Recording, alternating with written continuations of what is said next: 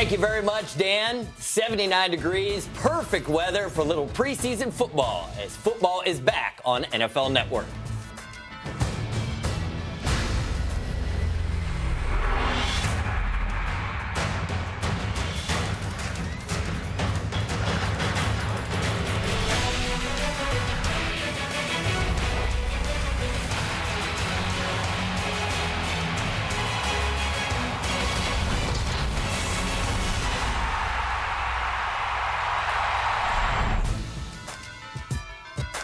M&T Bank Stadium in Baltimore. 18 months ago, these two franchises squared off in Super Bowl 47. The San Francisco 49ers, led by Patrick Willis, as he gets his team fired up, and Terrell Suggs getting the Ravens fired up, the longtime leader of that Ravens defense.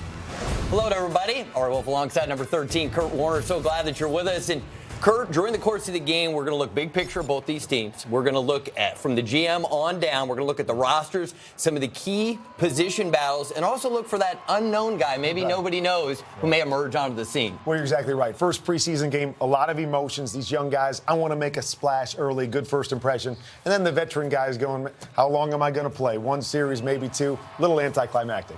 Now, for the 49ers, the man has been on the running side of the ball, has been Frank Gore. Now, Kurt, he's 31 years of age. Can he continue to be that guy for the 49ers? Well, he showed no signs of slowing down last year, but we always hear that 30 number for running backs, and we wonder, injuries to Kendall Hunter, LaMichael James, who's going to be that back that can step up and give this guy a break? Carlos Hyde, the number 2 pick, Alphonso Smith. Be interesting to watch them tonight. Now, for the Ravens, the big changes at offensive coordinator. Gary Kubiak has been brought in after 8 seasons as the head coach in Houston. How does he change the Ravens' offense? Well, I think they want to be a running football team, something they got away from and struggled with last year. So it's going to start with the run, get Ray Rice, Bernard Pierce going again. But I think the play action is really going to help Joe Flacco to get back on track as a quarterback as well. Well, he certainly got the big arm strength, and Torrey Smith, one of the best deep targets in the NFL. We're not sure how much we will see of Joe and Torrey tonight, but we are certainly looking forward to this one, a rematch of the 49ers and the Ravens. And now let's send it to our friend Dan Hellie. Thanks, Ari. Dan Hellie here with Amber Theo Harris, Steve Mariucci, and LaDainian Tomlinson. LT, let's start with you because there is a talented young rookie running back in the backfield that's itching for some carries. It's going to be our first look at Carlos Hyde tonight. Yeah, and I can't wait to see what he offers, Dan. What type of role will Carlos Hyde play in this offense? We just heard about Kendall Hunter. They waived Kendall Hunter. He's no longer with the San Francisco 49ers. We don't know the role of LaMichael James. They need Carlos Hyde to provide a role. Is it going to be a third down role? Is it going to be a first and second down role? But you still have Frank Gore. Even though he's getting a little long in the two, we haven't seen Frank Gore slow down yet. How about the Ravens, Mooch? Joe Flacco looks like he's going to have a production receiver for the first time since Anquan Bolden left. What role do you see Steve Smith playing with this offense? Well, Joe misses Anquan Bolden. He had his worst year last year in a long time, 73 passer rating. But Steve Smith, he brings you something more than just being a wide receiver, right, LT? This guy's in his 14th year. He's a veteran. He's well respected by everybody in the league, not just on his football team. And he's going to provide them some spark, some mojo, some toughness. He's got a little bit of a chip. He brings it all. And they lost Ed Reed and Ray Lewis, the voice of that team. This guy's going to be another voice, and they're going to listen to that guy. Every time you talk to players, they have a tremendous amount of respect for that guy, for Steve Smith. It doesn't matter which player it is. They all love the way that he plays the game. Guys, we're going to be back at halftime. NFL Total Access at the half. For now, let's send it back to Kurt and Ari. Thank you very much, Dan. All right, Kurt, the Harbaughs get together again. John and Jim. John has what Jim wants, and that's a Super Bowl ring. But their rivalry, and it's been well documented since they were little kids. They've competed at everything together. What makes these guys unique, and why have they been so successful in the NFL as head coaches? Well, I think, like you said, competitiveness is always a good thing when you get to the National Football League. But I think the other thing is the background of coaching. You know, their dad, Jack, coached at Western Kentucky. I actually played against him when I was in college, but that's where these guys got their start. And so they've been a part of a coaching family for a long time. They just continue to grow up, but just tremendous competitors against each other. But then every time they step on the football field, they want their teams to win. Yeah, the incredible competitive fire of the Harbaugh brothers, and they have been so successful. Jim, right now, the highest winning percentage in the NFL amongst active coaches. And you see Jim Harbaugh in his 4th year, 36 wins if you include the playoffs, 41 total wins. And John Harbaugh, until last year, made the playoffs his first 6 seasons. So You know, it's a great story that they're brothers, but the fact of the matter is they've been beaten up on the rest of the NFL. Well, that's the thing. They're both not just competitive. They're great coaches. You know, you saw John Harbaugh there. 9 playoff wins since he became head coach, more than anybody else in the league by 4 games. So we know these guys can win. You know, Jim, 3 straight NFC championship games, 1 Super Bowl. I mean, these guys have been impressive, but I think it's that competitiveness they bring to their teams, and it comes out on Sundays. All right, let's take a look at what to watch for tonight. We got lots of storylines, but here are some of the headlines. Kurt? Well, Blaine Gabbert is a guy that people are gushing about. Everybody has a perception, him coming out of Jacksonville, but doing some really good things with the 49ers. How do they replace a guy like Aldon Smith if he's suspended? Navarro Bowman to the injury, and we already discussed it. Frank Gore, 31 years old. Who's going to be that number 2 back behind him? And then on the other side with the Ravens, you know, we know Ray Rice is going to be suspended for 2 games. Bernard Pierce probably steps in. Do they have another back that can step in and carry the load in this rushing offense? Gary Kubiak's offense. We know that he's going to bring some great things to the table. The play action. How does that fit the skilled players of the Ravens? And then, of course, C.J. Mosley. You've been looking to replace Ray Lewis. I'm not going to put that on this young kid yet, but I've heard that this kid's got the wow factor, so I'm looking forward to seeing him play tonight. Well, you use the word wow factor, and that's a key term that I've been hearing as well, is that Mosley every day in practice has done something that's electrified the Ravens staff and their fans. So, yes, it's hard to make that comparison to Ray Lewis because of how long Ray did it for. Yeah. But the fact that C.J. Mosley's even in that conversation is pretty impressive for a guy who hasn't taken his first snap yet. And I think the interesting thing is when you hear wow factor, a lot of times we think the physical part of it. And they've seen that physical wow factor. But they also talked about the mental side, understanding the game, not making the same mistake twice. And I think that's a lot like Ray Lewis. He had the wow. He could come up and hit you from sideline to sideline. But he was the leader on that defense. And they're seeing those same things in C.J. Mosley. Now, for a quarterback like Joe Flacco, who is the established starter, you've been in that same position. What is it that you're hoping to get out of tonight if you're Joe Flacco? Really coming into these games, it's really getting back into rhythm because you can practice as much as you want. It's never game speed. So you've got to settle yourself down and try to get back to game speed. Even if you're only going to play a series or 2, you try to treat it like a normal season game. Ravens to kick it off. The rookie Bruce Ellington is deep for the 49ers. He has made a very positive impression so far. And here we go.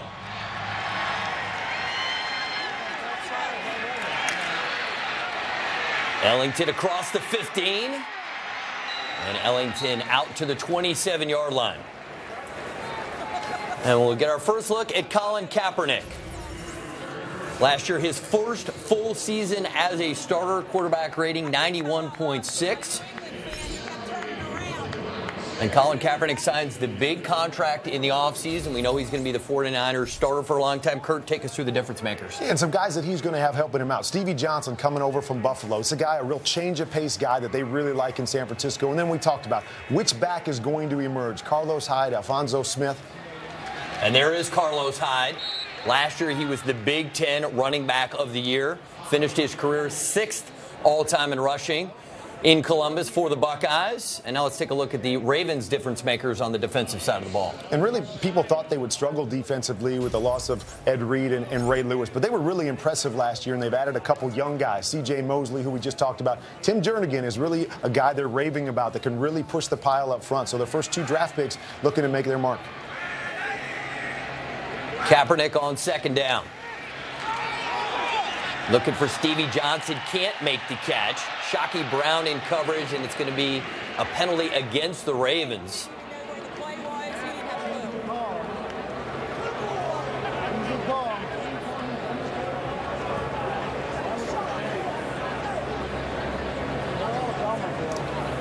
And really a position of emphasis this year is that defensive holding, pass interference there. And so little hit on the back end, we see the penalty there. But on the front end, the ball was a little bit inside, but it forced a penalty on the defense there. Pernell McPhee there, number 90, been a role player for the Ravens over his first few seasons in the NFL.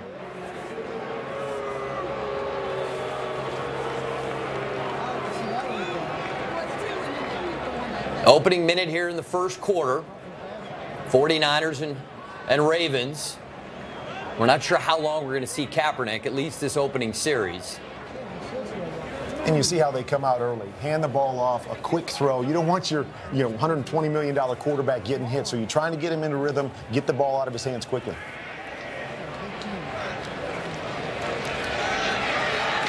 Kaepernick so good outside the pocket. Vance McDonald with the catch into Ravens territory to the 35-yard line. And this is what we know Colin Kaepernick does so well. You get him out on the edge. He's got tremendous speed and ability. Throws the ball extremely well on the outside. Little play action. They run the ball as well as anybody. And again, get the ball out of his hands quickly, but you get him out in space, he's as good as anybody in the league. McDonald, second-round pick in 2013. Played his college ball at Rice University. 1st and 10.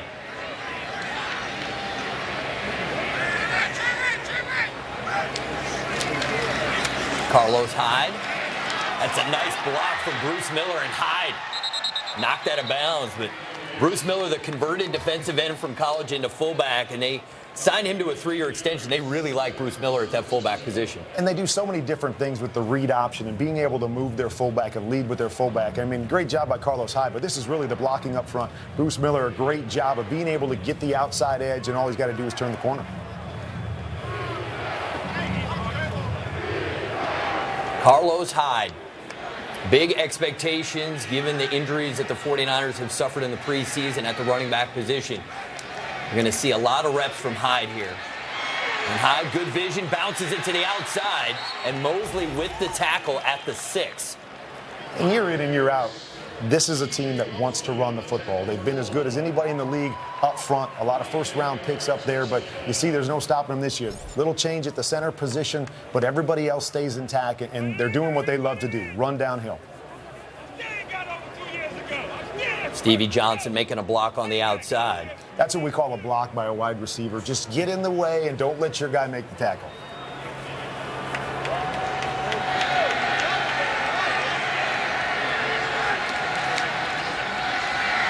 Kaepernick tosses it to the outside. Jewel Hampton, and Hampton a little bit shy of the first down. Going to bring up 3rd and short. Good job getting to the edge by the Ravens defense. You know they're built on speed. They love to stop it. You see San Francisco trying to get to the outside here to get the corner, but great job in pursuit by the Ravens defense. And you saw number 71 there for the 49ers. Jonathan Martin now making the transition to being a part of the 49ers, and he's back with his old college coach, with Jim Harbaugh.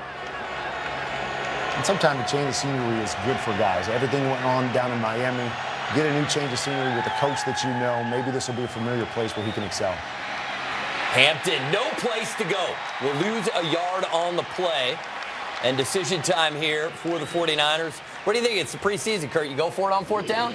I think because you got your starters in there, you want to get out of there with points. You want to be able to sit your starters on the bench feeling confident about, your first drive, because that's really what it's all about. So I think you kick the field goal here, but hey, it doesn't go really to your win-loss record. So, there's nothing wrong with going for it in this situation and trying out some of those situational football plays that you have. Phil Dawson on for the short field goal attempt. Coming into his 16th season. Dawson automatic through the uprights, our first points, as San Francisco leads Baltimore 3-0. Nice opening drive for the 49ers. They don't get the touchdown, but Kaepernick looked good. They were able to run the ball successfully and take a 3-0 lead.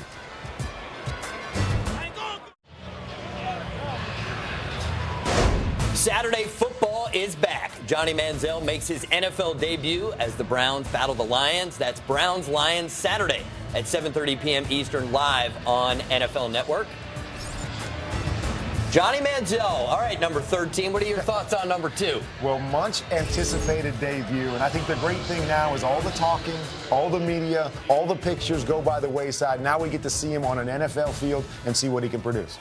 It should be interesting. It'll be must-see television on Saturday night to see Johnny Manziel in action, the much-anticipated debut. So Baltimore set to get the football, and you see Gary Kubiak there. It'll be our first look at his offense with Joe Flacco running it for him. It'll be interesting to see how that dynamic plays out in the 2014 season. And always an interesting dynamic of how much do you show in preseason, especially when you're with a new team and you're implementing a new offense. So I'm interested to see what happens here. Asa Jackson is deep for the Ravens. Jackson gets up to the 20-yard line. We will take another timeout. 10:54 to go in the opening quarter. Football is back. NFL preseason live on NFL Network. Take a look at Joe Flacco and the revamped offense when we come back. Coming up next, more football. Football is back. The Cowboys and the Chargers in San Diego coming up next, live on NFL Network. So here come the Ravens, and Ray Rice will get the start. He will be suspended for the first 2 games of the season, but eligible to play during the preseason. And he'll get the first carry of the game. And DeMarcus Dobbs with the tackle at the 25. And Ray Rice is back down to 206, and they're hoping that him being a little slimmer is going to be a little bit quicker and back to his old self. Right. There's no doubt that it wasn't just Ray Rice last year, but when I heard John Harbaugh talk about how he had gained a little bit of weight, that may have added to some of the issues last year. He's back down to his playing weight from a couple years ago, looks really quick, and looked at right there on that first play. Going to see a lot of 2 tight end sets this season for Gary Kubiak's offense with Dennis Pitta and Owen Daniels. And Flacco sets up the screen, and Pitta's got it. That's the kind of play you're looking for in the first preseason game. And I think you make a great point. They come out first with that stretch zone play that's such a big part of Gary Kubiak's offense. And then the next thing, what do they set up? They set up play action. Great play action, hold the linebackers. And then they've got 2 tight ends they feel really good about. Dennis Pitta, they believe, can be a special player. Owen Daniels been in the system for a long time, so they believe they can use that set quite often this year and be potent, not only in the run game, but in the pass game as well. Pitta missed most of last season with a hip injury. And Flacco had to try to reboot that play and cannot connect with Torrey Smith. And that's a lot of what preseason's about. You're getting into a new offense. You're trying to get a feel for what you do in that offense. It looked like a little miscommunication right there where Joe thought Torrey Smith was going to keep going. Torrey Smith read it and hooked up. But those are things that you work out early in preseason. See the numbers for Joe Flacco from last season. That 22 interceptions, 10 more than he had in any of his previous 6 seasons in the NFL. Everybody wants to put that on Joe Flacco, and I'm sure he's the first one to tell you he didn't play his best football. But they only averaged 83 yards rushing last year, worst in franchise history. And so a lot of that put more pressure on Joe. Not only did he get a big contract, not only was he coming off a Super Bowl MVP, but then there was a lot more pressure on him to make plays in the passing game. And I think all of those things combined led to him struggling at times. And no Anquan Bolden as well, and we'll talk about him at length, your former teammate. But I think it seemed like the Ravens really missed him both on and off the field last year. Flacco able to connect Jacoby Jones with the catch, and he's a big target at 6'2", 215 pounds. Hard to believe he's already 30. I was shocked when I saw that he had turned 30 during the offseason. And such a big playmaker for him. We remember him in the Super Bowl making some big plays for him. But I really like what they've done with this receiving core. You got Jacoby Jones, you got Torrey Smith, you've added Steve Smith to the mix. We talked about those tight ends. Really a lot of weapons for Joe to be able to do some things in the passing game this year. Bernard Pierce now at running back, but Flacco wants to throw it. And he connects Kyle Juszczyk with the catch. And no better way to start preseason than to get your quarterback going again. And coming out in a new offense, we've seen him connect on a number of different throws. Here's that play action again. Get the linebackers to bite right up over the top of him. Nice throw by Joe Flacco to keep it to the outside so his receiver doesn't get hit. But I really like what they're doing in this first drive. We know you're not going to play much, so we're going to get you some throws and get you into a rhythm. Here's good gain on first down. Picks up 7 yards. Both teams offensively, you know that the first team's only probably going to play one drive. And so both of them had good success early in the game, and that should only breed confidence as they continue to build in the preseason. And a lot of that times, that dictates how much you play in preseason. If you go out and get into a rhythm, get a nice drive, get points on the board, a lot of times they'll sit you down feeling good after that first preseason game. And so we're seeing that from both offenses right now. Flacco gets it to Steve Smith, his first catch in a Ravens uniform. I tell you, I'm really excited to see him in a Ravens uniform. Anquan Bolden was there a couple years ago, and I think Anquan Bolden was a guy that brought attitude and toughness to that offense. Steve Smith is very much in that same mold, and I believe he's going to bring a toughness to this Ravens offense that they didn't have last year. And so I'm excited to see what he's got left in the tank and what he can do for this team this year.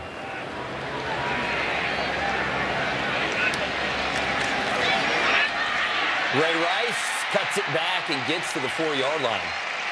We were talking about Steve Smith, and what I think is interesting is so many of the ways that they describe Anquan Boldin and what he brings to the team are the same terms that are used to describe Steve Smith. Right, and having played with Anquan, I'll tell you the first thing that always comes to mind, competitiveness. He's going to compete at anything that he does every time he steps on the field. And knowing Steve a little bit, playing against him, he's exactly the same way, that he lifts the competitiveness of your whole team because there's no time he steps out there where he's not trying to win. 2nd and goal. Rice makes the catch, loses his helmet, and they are going to mark him down at the 2. There is a flag down.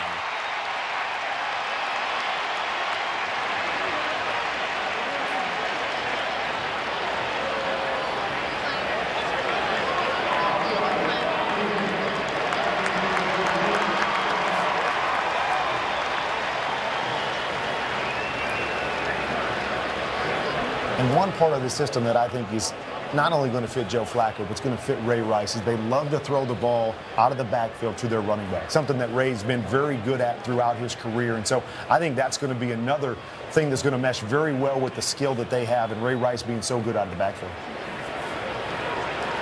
Eric Reed comes out of the game. He had a brilliant rookie season, making it to the Pro Bowl for the 49ers.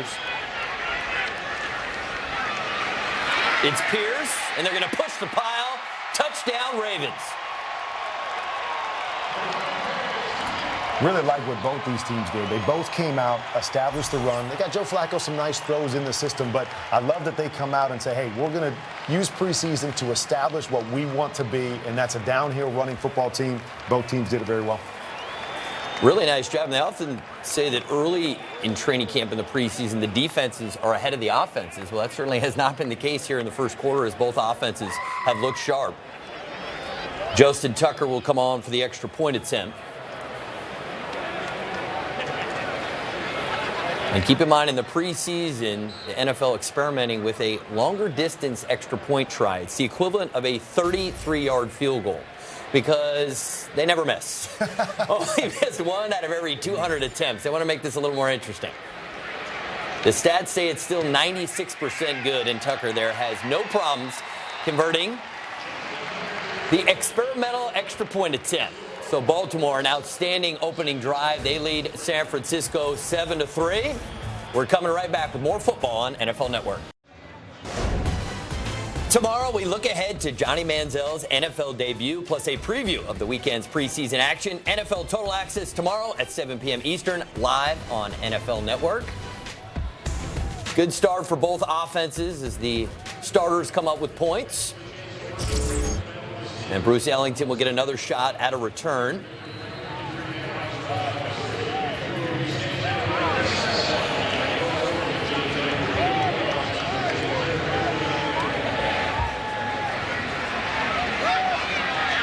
Short kick, Ellington from his own 3. And Ellington breaks it to the outside, and a late flag comes in.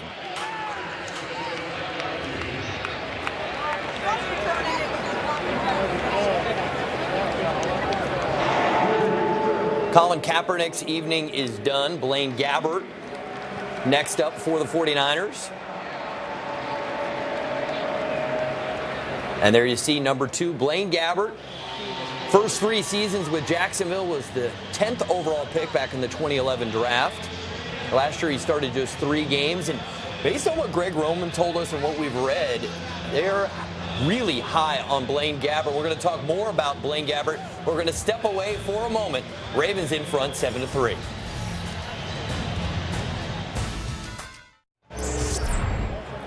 NFL preseason live on NFL Network. Second drive for the Niners. Blaine Gabbert in at quarterback.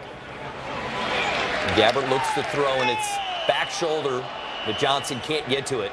Now, Greg Roman, out of all the things he said about Blaine Gabbert, he said he has a really bright future as a quarterback in the NFL, and that was very refreshing to hear, given all the struggles that Gabbert went through in Jacksonville. Refreshing, and I bet surprising for most people, that you kind of have a perception based on what happened in Jacksonville, how he struggled in Jacksonville, but sometimes the best thing is always to be able to step away from a situation, get a fresh start, and maybe in Blaine's situation, get away from that pressure. You're a top 10 pick. we all feel that they didn't have necessarily the pieces to be successful around him in Jacksonville. So to be able to step back and say, hey, now I can learn how to play quarterback at the NFL level, maybe this will be the best thing for him. And Jim Harbaugh has been regarded as a quarterback whisperer, that he can really get the most out of that position. So this could be the best thing that could have happened to Blaine Gabbert. And Carlos Hyde, the ball carrier, gets to the 32-yard line. And Hyde forced into the position of being the number 2 back heading into week 1 of the preseason. They did go out and get Alphonso Smith, who has experience from Arizona, but they're suddenly thin at a position where traditionally they've been very deep. Right, and normally you obviously don't want anybody to get injured, but these are great opportunities for a young kid like Carlos Hyde to get these valuable reps that he wouldn't be getting if he was 3rd or 4th on the depth chart. So has a chance to really make an impression early. And Hyde just back to the line of scrimmage. It's fantasy time, everybody. This is the year you draft, play, and win from anywhere. NFL.com Fantasy has all the new apps for your phone and tablet. Sign up for free at NFL.com/fantasy.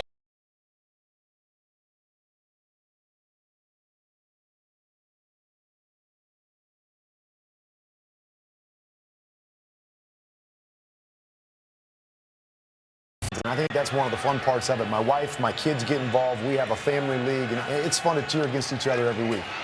3rd and 5, Gabbert. And Johnson just enough for a 49er first down, and they want a flag for a late hit. See Coach Jim Harbaugh. I can't just call him Coach Harbaugh tonight. Not happy about that. I tell you, really good job by Blaine Gabbert there. I think one of the questions is always, what's he like in the pocket? When we saw him in Jacksonville, a lot of people thought he was kind of skittish in the pocket. You see a pressure brought here by the Ravens defense. He does a great job, great pickup by the offense, but does a great job of standing in. You see him stepping in with a guy in his face and delivering a great pass to Stevie Johnson. Josh Bynes brought the pressure that time for the Ravens, just a hair late. So 1st and 10. And Gabbert, that's through the hands of Stevie Johnson. A little bit off the mark there, but what I love too is we've seen 4 balls already thrown to number 13. We've heard them raving a lot about Stevie Johnson and his kind of change of pace, his quickness, his craftiness within this offense. We know we got Crabtree and Anquan Bolden, big, strong receivers, but nobody with the quick feet of Stevie Johnson, and you see them trying to feed him early. And they need another weapon, because if you look at Colin Kaepernick's 21 touchdown passes, 20 of them were to either Vernon Davis or Anquan Bolden, so they're looking for that 3rd weapon in the passing game. And Gabbert completes it. It's McDonald. So he drags C.J. Mosley with him for an extra yard or 2. And this is Carlos Hyde. Great career at Ohio State.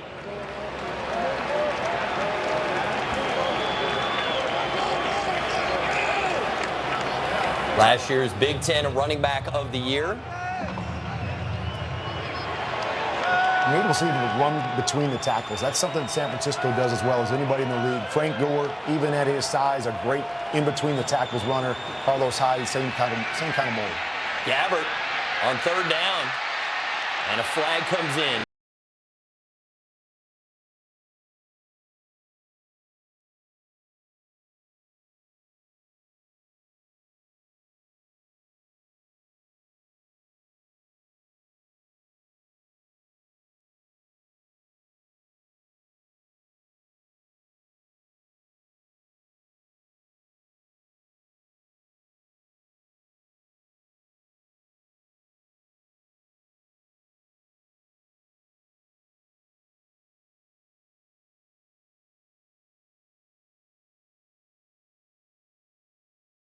On to punt. 11.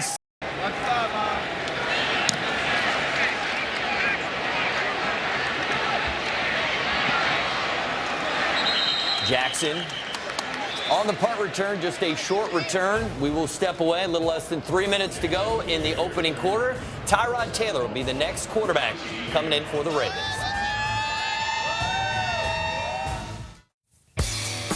Introducing NFL Now. The newest NFL app brings you the biggest NFL video library on the planet. Select your favorite teams or players, and NFL Now delivers you nonstop videos on all your devices.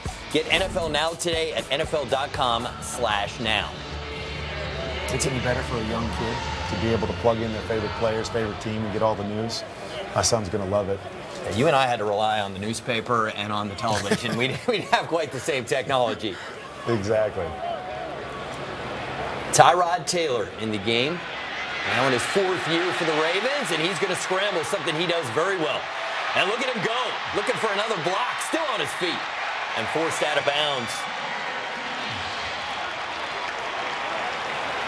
And John Harbaugh was really raving about Tyrod Taylor within this offense. You know, one thing that we saw, even with Matt Schaub, is they love the play action and getting their quarterbacks on the edge. Who better than an athlete like this that's throwing the ball very well, but has the ability to escape pressure and make big plays as well? And Coach John Harbaugh talked specifically about perhaps only going with 2 quarterbacks this season, which we've only seen on occasion in the NFL, but you and I discussed it off air. It does seem to make sense with only 46 guys able to play on Sunday. Why would you waste a position on a 3rd quarterback? Because it's so rare that a 3rd quarterback plays in a game. Right, and obviously quarterbacks get injured, but they're doing a lot of things to protect the quarterback. And so the numbers are down with what you can have on a roster. You need every one of those spots, a battle of attrition throughout the year. And so if you can keep 2 quarterbacks and feel comfortable with that, maybe a 3rd on a practice squad, you feel really good about having that extra number of guy, to be a position guy. Pierce just shy of the 1st down will bring up 3rd and less than a yard, and Pierce will have to carry the load in the first 2 weeks. He will be the projected starter, and he's had good success, but a little bit like Ray Rice, his numbers in 2013 not quite as good as 2012. And I think that's a good indication that it wasn't just about the backs. Those are both guys that had success in this league, that they had some struggles, lack of continuity up front, and that led to some of the struggles in the running game. Taylor on the quarterback sneak, and the big offensive line able to push the Niners. They pick up the yard, and it'll be 1st down for the Ravens.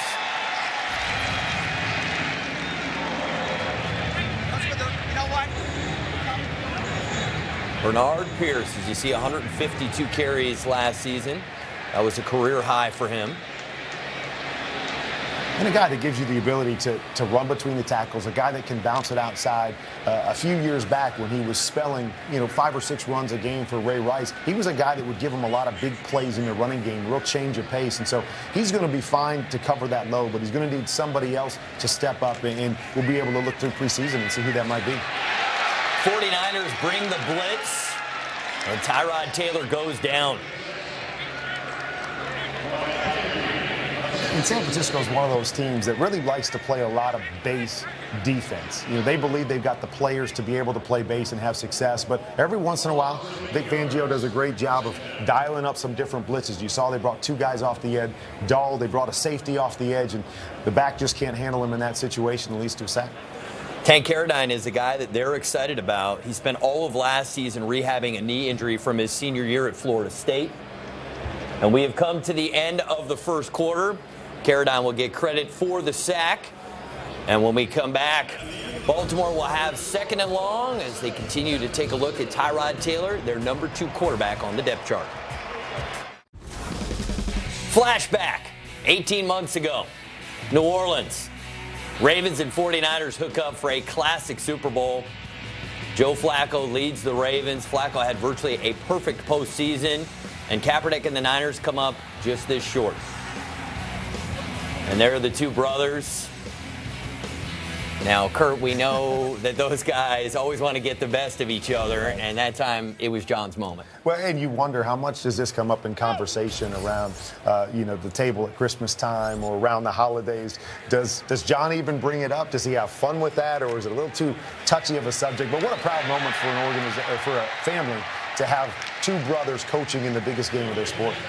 Jack and Jackie Harbaugh, the parents, and that must have been really an emotional conflict because you both can't win and you can't lose. Right. I mean, it's not a perfect scenario. Not only for mom and dad, but I bet for brother and brother as well. You have to be excited for your brother, but disappointing, obviously, because they knocked you off. But, like I said, what a proud moment for a family to have so many things involved in the big game.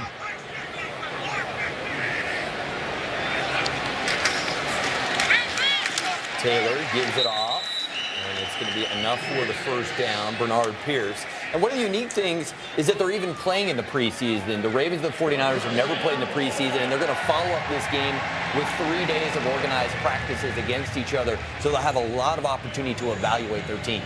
Yeah, I love that. I loved when you had a chance to compete against a different team. You see a different defense, see different players. You couldn't play to the tendencies of either your offense or your defense. And so John Harbaugh was really excited about it because he felt almost like another preseason game, that it gave him a chance to evaluate the young talent against a different defense, and in this case specifically, against a really, really good defense.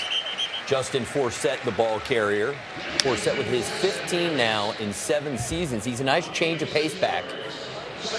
And he's a guy that's played in this system. So he understands that. He was in Houston before Jacksonville last year, so he understands the blitz pickup. Like you said, he's a guy that can catch the ball out of the backfield, which they like to do. And so he's kind of that safety net with Ray Rice not being there, seeing what happens with these young guys, but they feel very comfortable with Forsett being in there for any extended period of time.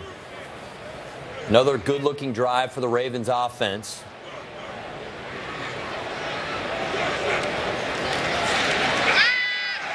Taylor sets up the screen.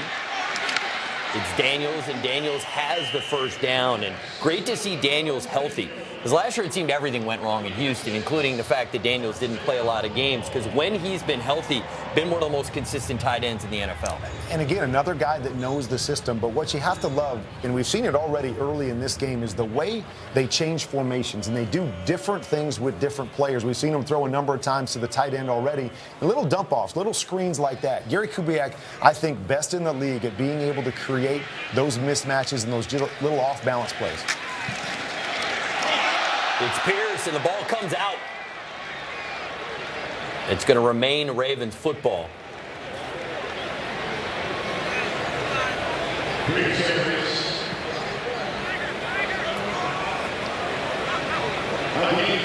That's a really lucky bounce there for Bernard Pierce. It was, and something that San Francisco's been very good at. You know, they've been able to run on him, this defense tonight, but what they've really been good at is being able to stop teams and get turnovers. And had a chance there, they just missed out on an opportunity.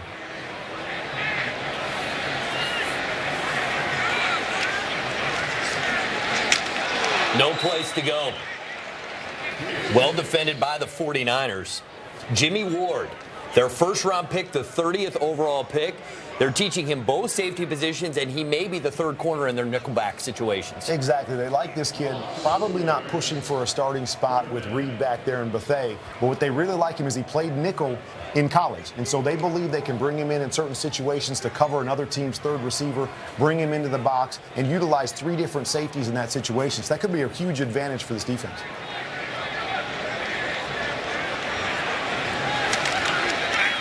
Taylor under pressure, tries to escape, and it'll be a sack for the 49ers. And Michael Wilhoit there gets the sack, and that's 2 times we've seen Vic Fangio bring pressure, and both times it's been effective. Well, exactly. What I was noticing in the first quarter is that the Ravens really wanted to establish the run. They've really been able to run downhill between the tackles and really own the line of scrimmage, except for those situations when Fangio's brought the blitz, and it's usually meant a negative play for the Ravens. So running the ball very well, but they got to find a way to pick up the blitz and be able to make the 49ers pay.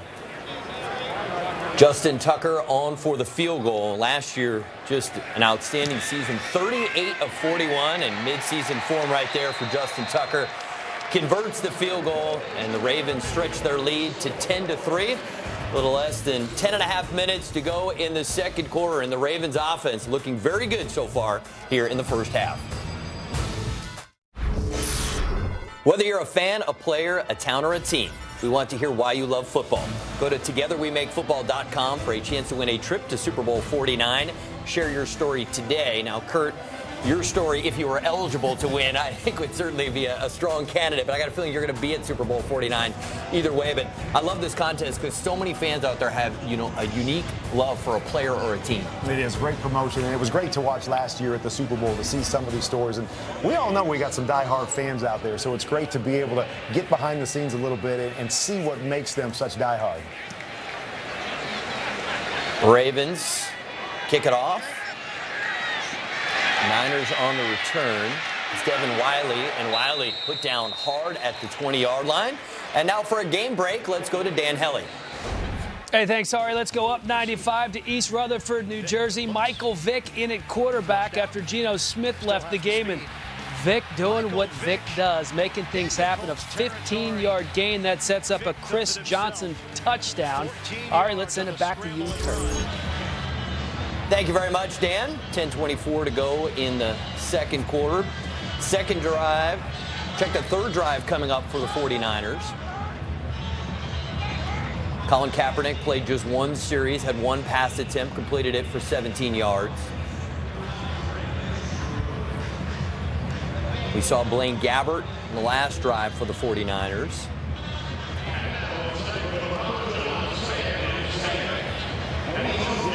I thought they did a nice job with Blaine Gabbert in that first drive. Really getting into the rhythm, not any throws down the field. And I think that's really what preseason, when you're coming to a new team, new system, I want to see if they continue that or if they now start stretching the field a little bit with him as he gets more comfortable with this offense.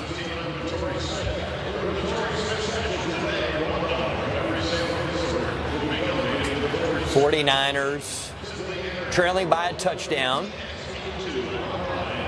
See Jewel Hampton right there. He's going to get a fair look in this preseason. Again, there's a real lack of depth suddenly at the tailback position with Kendall Hunter getting hurt and then waived. LaMichael James dislocated elbow. He's going to be out for at least a month. And Kurt, so as you mentioned, always looking for that guy to step up when the lights are on, to have his moment. Well, this is an opportunity for Hampton to be one of those guys who shines in the preseason. And I thought Carlos Hyde did a great job in that first quarter. Really made, I think, a good, strong first impression, being able to run downhill, bounce it outside to show his speed. And so, maybe he's going to be that number 2 back. But again, with those injuries at the running back position, a lot of guys are going to get opportunities to make an impression.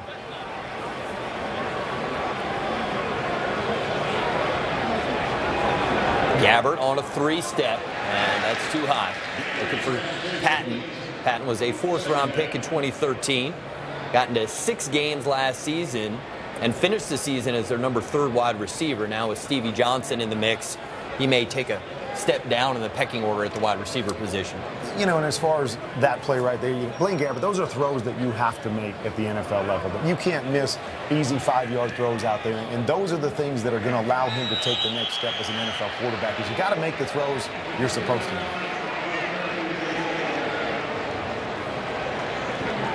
Jonathan Martin, a little anxious that time.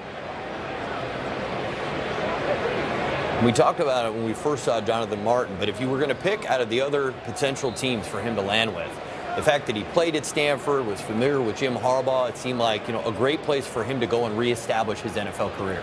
I think you're right. With all the issues that he had to deal with down in Miami, I think one of the things you want to have is a comfort zone, a place where you go where you feel you know some people. And to have the head coach, a guy that you're very familiar with, I think it's a great situation for him. Well, we were talking about Jewel Hampton, and at that time his hands let him down, so we're setting up the screen game.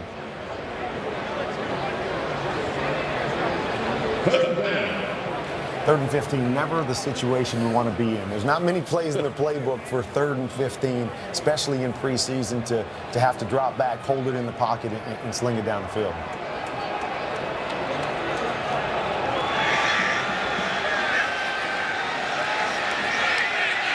Mosley's coming. Gabbert gets rid of it and misses Patton again. So for as good as Blaine Gabbert looked in the last series, not nearly as good in his second series. Did a nice job actually stepping up away from the pressure, but just wasn't able to finish the throw. And I think that's some of the things that we saw in Jacksonville, that here's a guy, his pocket presence, that he missed some of those easy throws. And not that that was an easy throw, but he stepped up, did a nice job, but you got to be able to finish those things. Blaine Gabbert just 2 for 7 so far here in the first half. Andy Lee on to punt. Asa Jackson waits deep for the Ravens.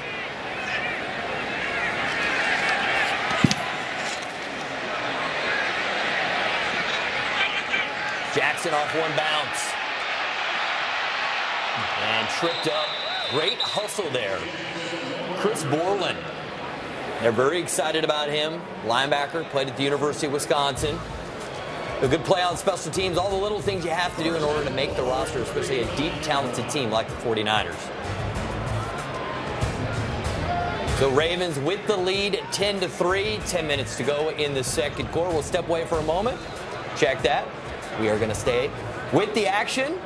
Dorsey there, Ian Williams that was hurt in the offseason as well. So they're going to have to find some guys to step up on the defensive line. Quentin Dial, number 92 for the 49ers, rips this ball out. The question is whether or not the knee was down before the ball came out. And Dial will be one of a number of guys who are going to get more reps in the preseason as they look to find depth because they've got to replace Glenn Dorsey. And Dial, another one of those Alabama guys. There's so many of them on the defensive side of the ball right now in the National Football League. No question, and one of those big names is the guy on the other side, and C.J. Mosley, a guy that we believe has a chance to be a star in this league. But, yeah, Alabama, we know about Nick Saban and what he does with defenses, number of guys that come right from Alabama and come and start in the league. And Ozzie Newsome, maybe more than any other GM, really loves those guys from Alabama. This year, the first-round picks you mentioned, C.J. Mosley, they're Alabama defenders all across the National Football League. We are going to take a break. NFL Preseason Live continues in a moment.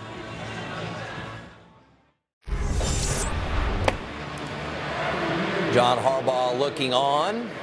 His last play under review. And now we're going to get the call.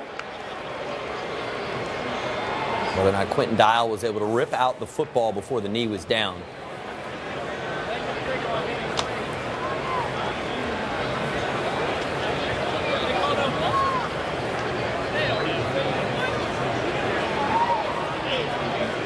Well, they're going to say the ball came out before the knee hit the ground. 49er football. It's Jewel Hampton. Forced out of bounds by Courtney Upshaw. Tomorrow we look ahead to Johnny Manziel's NFL debut plus a preview of the weekend's preseason action. NFL Total Access tomorrow at 7 p.m. Eastern, live on NFL Network. A lot of anticipation to see Johnny Manziel. Got a lot of talk. Now they're ready to see him in action and see if he can live up to the hype.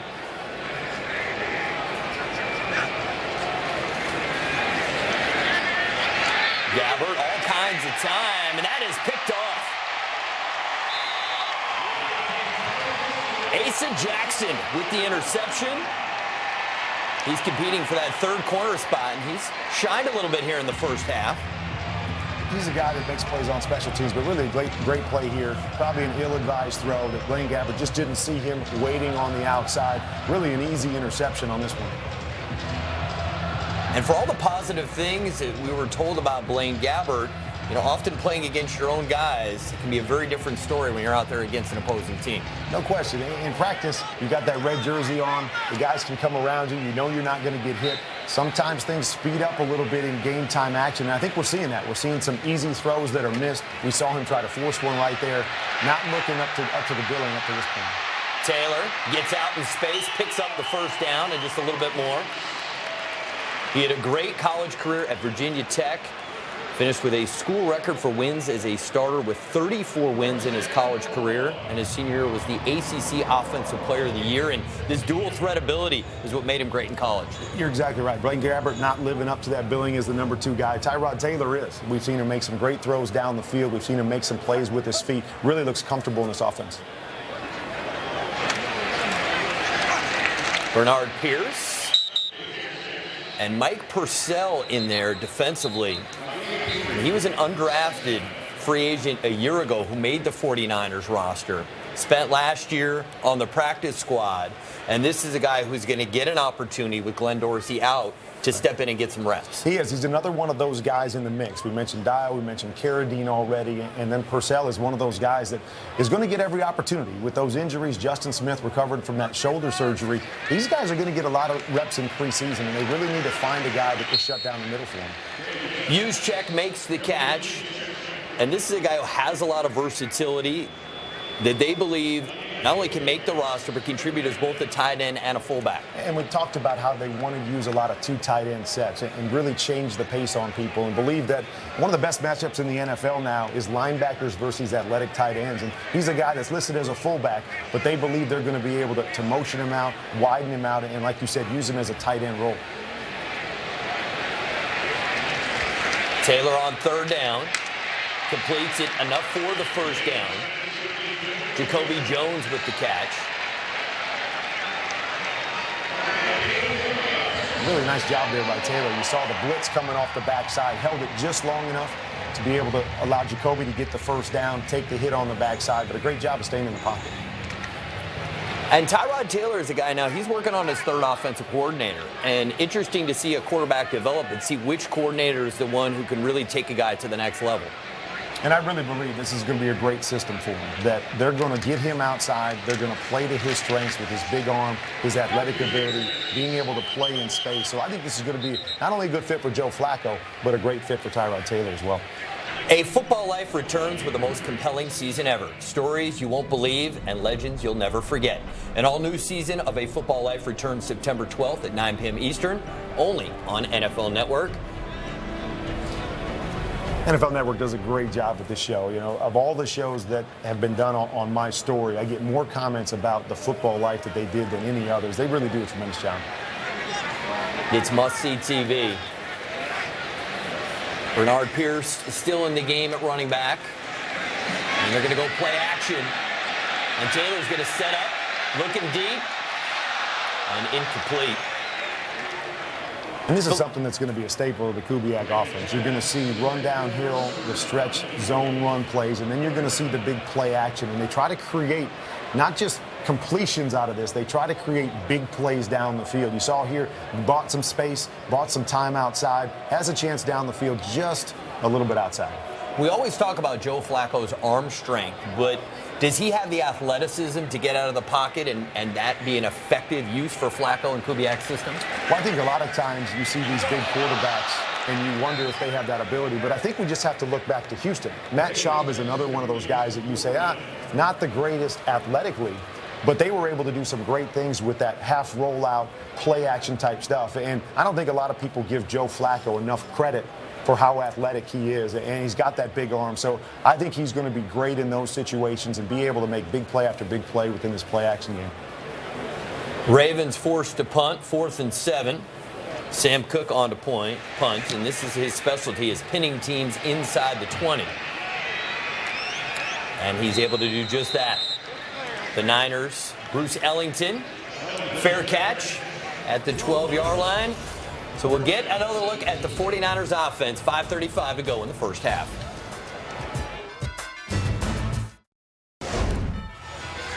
It's an all-new season of NFL Game Day. And all new this year, Game Day Live, featuring in-progress highlights and fantasy stats. NFL Game Day has you covered all Sunday. NFL Game Day returns September 7th, only on NFL Network.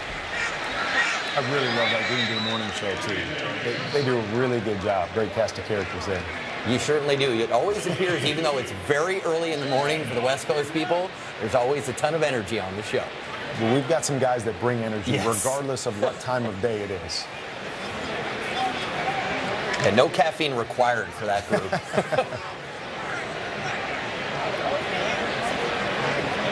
Blaine Gabbert has struggled in the first half. See if he can get things going. Much better throw that time, and the receiver let him down. We'll go back to the interception that Blaine Gabbert threw. Like I said here, looking to the outside, reading it, but he misses that the corner falls off on the outside. Just one of those plays where it doesn't see through to the whole defense. And this is what you want to see now. Sometimes in preseason, it's all about how do you respond to a mistake. You know, when you throw a bad interception like that, you're going to get another opportunity. How do you bounce back?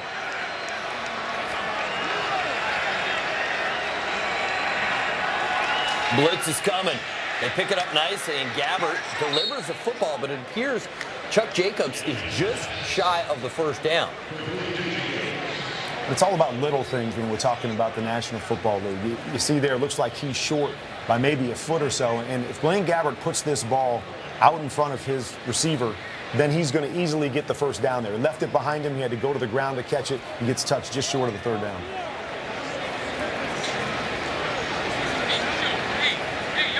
So they're going to measure to see how long it's going to be.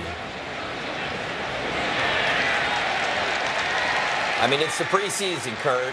It lets you play offensive coordinator. Well, now we can see the guys walk off, so we know they're going to punt. But I thought maybe in the preseason you'd at least consider going forward with maybe a quarterback sneak. Well, when we're talking about the two Harbaugh brothers, what we know is they want to win this game. So they're not going to give the other team any opportunity to score and get a leg up. So even though it's 4th and inches and a chance to make it, they're going to punt this way. Andy Lee on to punt, 4-time All-Pro.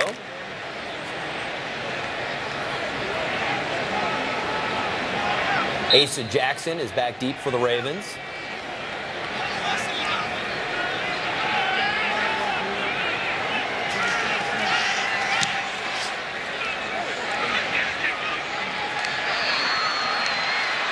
Jackson cuts it back, and then he's flipped over. A good field position for the Ravens, and let's check in with a game break with Dan Hellie. All right, thanks, Ari. Let's go to Kansas City. Andy Dalton under pressure. No problem. He has A.J. Green for a 53-yard gain. That led to a field goal. Cincinnati up 10-3 late in the first quarter in Kansas City. All right, let's send it back to you. Thank you, Dan. Our score 10-3, 4:26 to go in the second quarter. 1st and 10 coming up for the Ravens. We usually don't talk a lot about special teams unless there's a big play on special teams, but something we have to point out, being it's the first preseason game, that a number of these guys will end up making the roster solely because of what they do on special teams, whether it be as a returner, a guy that goes down as a gunner and makes tackles. But a lot of guys will just make rosters simply because they'll play special teams for their team. Taylor on time, gets it out. They get into 49ers territory. Really great job there by Taylor. They actually brought a corner blitz from the outside there. He was able to recognize and get the ball out of his hands quickly. Kamar Aiken with the catch, and Levi's Stadium. New home coming up for the 49ers. And we'll have their second preseason game when they host Peyton Manning and the Broncos right here on NFL Preseason Live. Bernard Pierce, the ball carrier, picks up first down. Really love what the Ravens offense is doing. We knew they wanted to come out and establish the run. That's what they want to be their identity. Use the play action off of that. They've really had their way between the tackles against this good 49ers defense.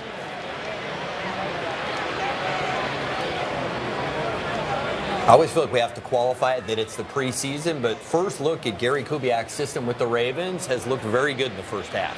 And exactly what you expect. You wondered if it would look different, that he's got different personnel with the Ravens, but it's exactly what you think. He's going to run the zone reads, the one-cut scheme for the running backs. They're going to use a lot of different formations. They're going to use play action and try to get those big plays down the field.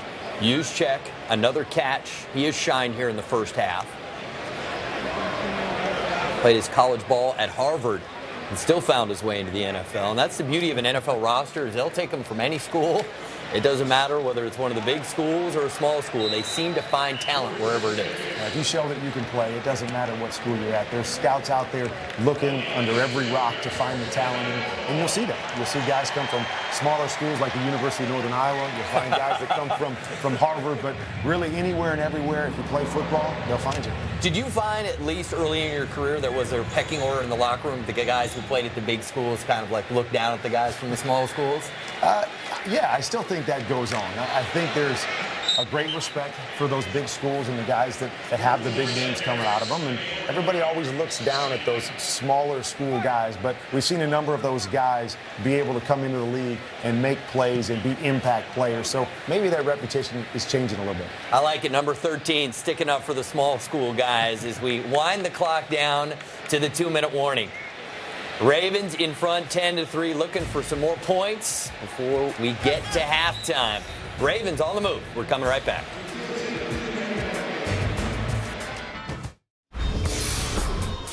NFL Mobile, live NFL streaming 24/7, NFL.com/mobile. NFL is everywhere, more than it's ever been, and this season will be unlike any other. There's going to be information coming from so many different wireless avenues. NFL Now is one of the new exciting ventures for the National Football League. So wherever you are, you can get your fix of the NFL. NFL has definitely become a 365 thing, that we're seeing news every day about every team, free agents. It's really become something that's fun to watch because you have to follow it 24/7 or you're going to miss something.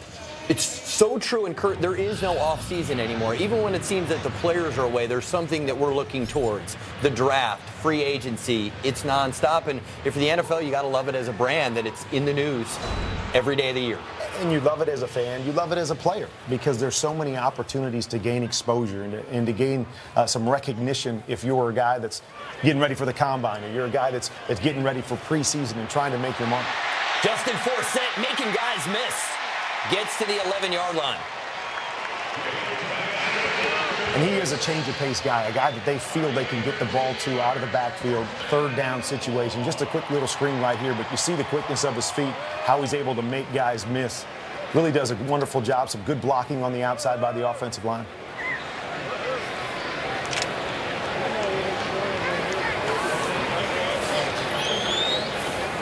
I'm just looking at C.J. Spillman.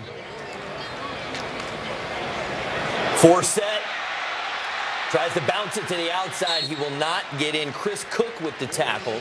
Chris Cook, former second-round pick of the Minnesota Vikings, and they loved his potential because he's 6'2", 212 pounds, but never became that impact corner they were looking for in Minnesota. Right. It's a great competition right now. There's a number of guys that are fighting for that third corner spot, that fourth corner spot with San Francisco. We asked Coach Fangio what the biggest competition was, and that's what he mentioned. Who are going to be those 5 guys that separate themselves at the defensive back spot?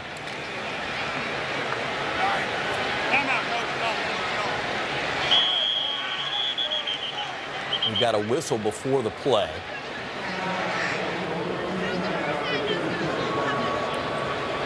Timeout on the field. So let's have a little history lesson, Kurt. Let's go back and look at the history of Candlestick Park. Some incredible NFL moments. And this may be the finest of the bunch. The catch. Dwight Clark. Jerry Rice had so many special moments. There's T.O. getting into the end zone. And when we saw this before, I said, this reel is so hard to make that Steve Young didn't even make the cut. That's right. And as a Cowboys fan, every time I see the catch, I cringe a little bit. I grew up a diehard Cowboys fan, so that play from Joe Montana to Dwight Clark, what a great play. But so much history, and now they're going to have a chance with some new guys like Colin Kaepernick to make their own history in Levi Stadium.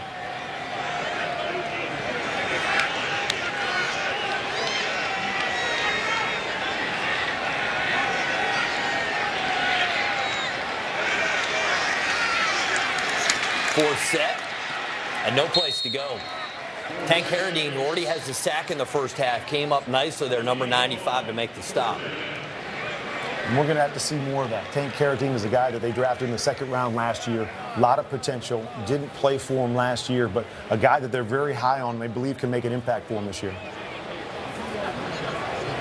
And one thing that San Francisco has been able to do, because Trent Baalke's done such a good job, the general manager, of assembling talent, is guys can be understudies. They can let a guy who's injured late in his college career literally take an entire season to get physically right and watch the professionalism of the guys in front of them and then develop into starters. They have done a great job of being loyal with the guys that they draft and believe that at some point they're going to be able to impact the organization. Tank Carradine, Lattimore is another guy that I think of that comes to mind quickly. At the half, presented by Sports Authority, highlights of San Francisco and Baltimore, highlights of Washington and New England. We'll see how Ryan Mallett does.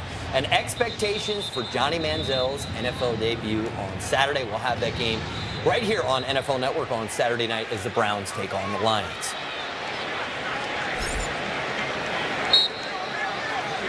Well, Tyrod Taylor's had a good first half, and again, he's a dual threat. And keep an eye. They may move him out of the pocket. Kubiak loves to do that with his quarterbacks. Blitz is coming. He's going to throw it up. Caught. Out of bounds. Deontay Thompson unable to get his feet in bounds. Great job by Tyrod Taylor to read the blitz, get the ball out of his hands quickly. And this is just one of those where Thompson's got to understand where his feet are. That's a ball that should have been caught for a touchdown.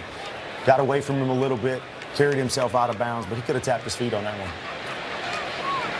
Field goal attempt coming up for the Ravens.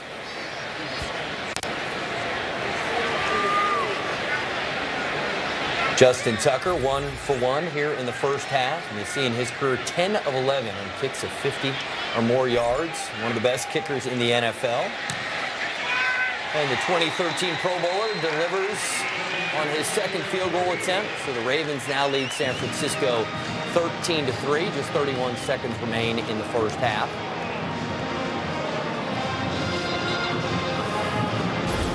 Get every NFL preseason game live or on demand. Sign up today at NFL.com/preseason live. All 65 preseason games will be on NFL Network.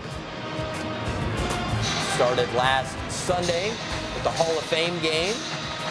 The Bills and the Giants. 6 games tonight. And there'll be games most of the days of the week to keep everybody interested until the regular season starts. So here, you want your fix of the preseason? We've got the Cowboys and Chargers right after this game. New Orleans and the Rams get together. We told you about Johnny Manziel making his debut. And on the 15th, the Eagles and Patriots. I know the Packers are a team that have been very consistent, and they are a team that I think a lot of people think's got a chance again if they can keep Aaron Rodgers healthy. And Kurt, you and I will have the game between the Broncos and the 49ers.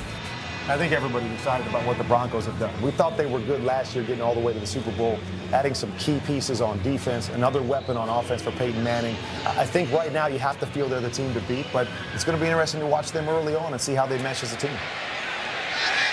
The thing that I feel like so many people took away from the Super Bowl, Kurt, was just how much faster Seattle looked than Denver. Do you think Denver's done enough to make their team more athletic to compete with the faster, younger teams?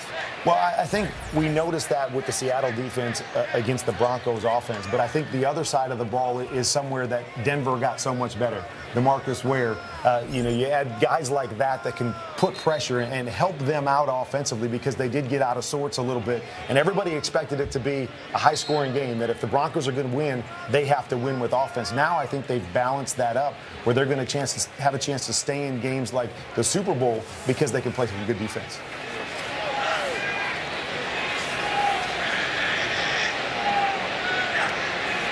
"31 seconds to work with for Blaine Gabbert, and he wanted to bring that one back. It's going to be ruled an incomplete pass. Kurt, give us your report card on Blaine Gabbert here in the first half. Well, he hasn't graded out real well. A lot of excitement coming in.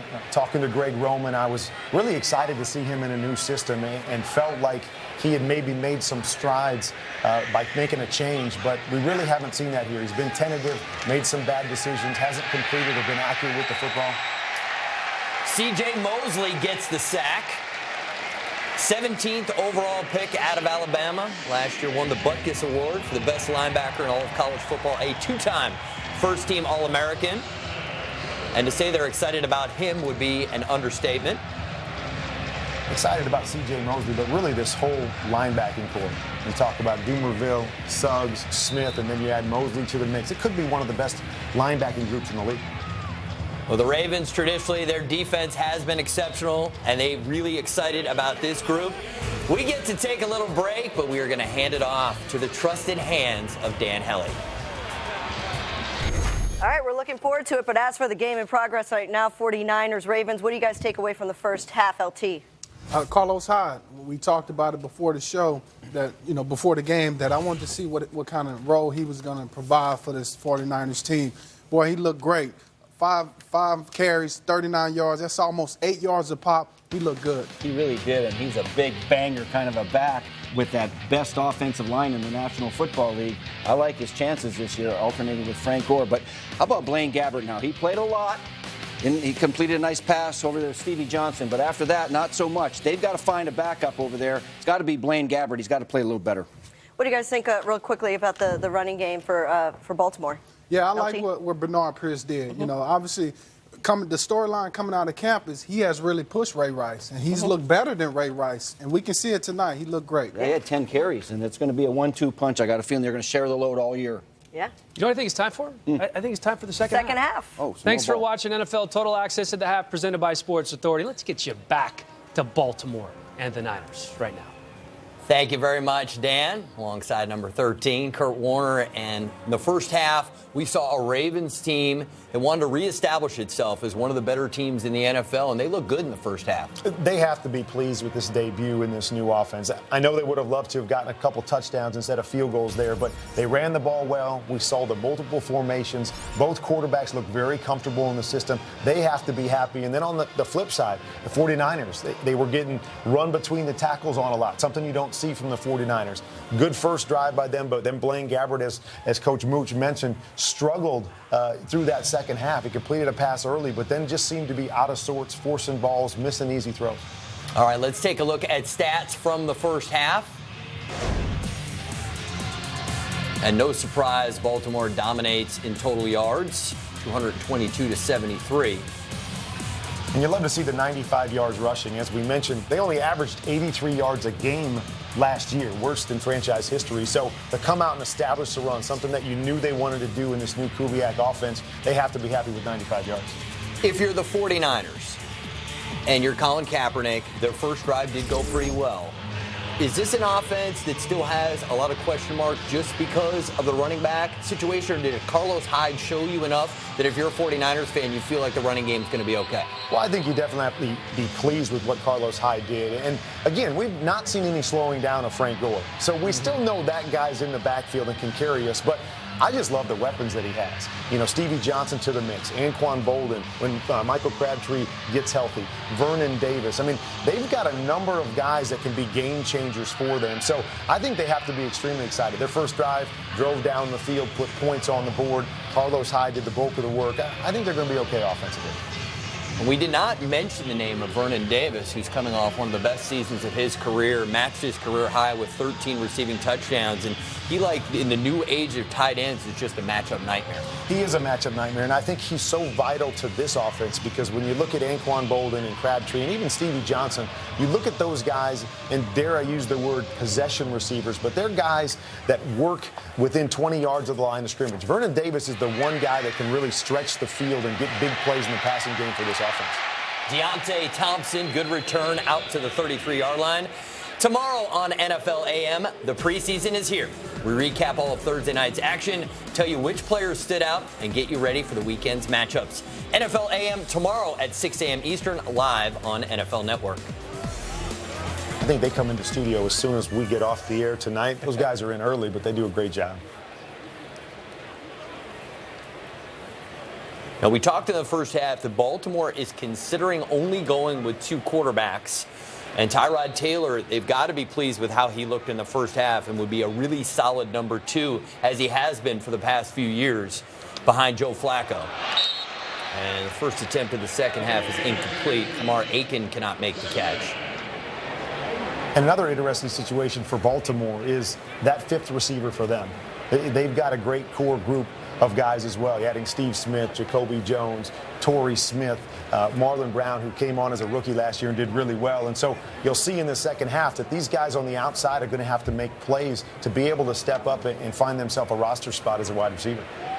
Lorenzo Taliaferro in the game now at running back. He'll get the carry, and this is a big bruising back out of Coastal Carolina. 6 feet, 226 pounds. This is a guy who was a finalist for the Walter Payton Award.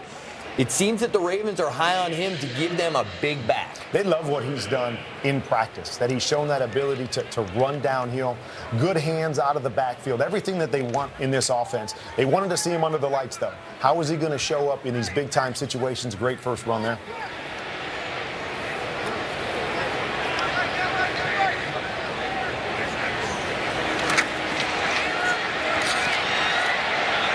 Taylor throws. And it's ruled incomplete. Deontay Thompson, the intended target. Really like what I'm seeing from Tyrod Taylor. That was a great job there. You saw him start out looking to his left, went through his progressions, got all the way back to the backside, looked like a pretty good throw on the sideline, just wasn't able to make the catch. Fourth down coming up there. You see Chris Borland. Chris Borland, during his career at Wisconsin, 15 forced fumbles, the second most in FBS history. And Trent Baalke and their staff have scouted so well and drafted so well, it's hard to think that he won't be successful, because Chris Borland's got a lot of potential. And we are going to have a challenge right now. And so we'll let them take a look at it. We will step away for a moment. We'll get the ruling when we come back. Baltimore with a 10-point lead early in the third quarter.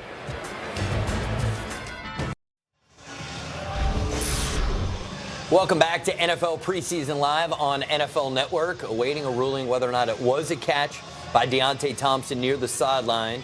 The initial ruling was that it was not a catch, that it was incomplete. But the Ravens have challenged the call. If the challenge is successful, it will result in a Ravens first down and keep the drive going. They have to be happy with what Tyrod Taylor's done through the course of the first half and here in the second half. Seen some great things with him on the move, but more importantly, in the pocket. I think that's the bigger question with him, and does a great job getting through his reads here. Really a nice ball on the sideline. Good effort there. Hard to tell if the ball hit the ground or not, but it looked like a great effort in the catch. Still ought to be a better look, Kurt.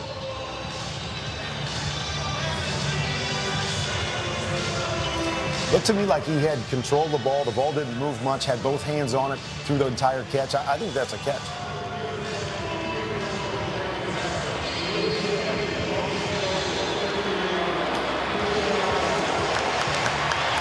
It was ruled a catch. Kurt, you're 1 for 1 on replays to start the season. Well done. It's preseason. We're working out the kinks Yes. here a little bit, but we'll take 1 for 1 right now. So Tyrod Taylor and the Ravens offense. Chain gang moves them to the 33-yard line. Hopefully we'll continue to see more looks at Talaferro. Interesting prospect. And here he is in the big back. Shows that physicality they're looking for. And what they want to do with him because of that size is they want to get him going downhill. So you don't see quite as much of the stretch and cut. You see more of the two-back. You got the fullback leading through and getting him downhill.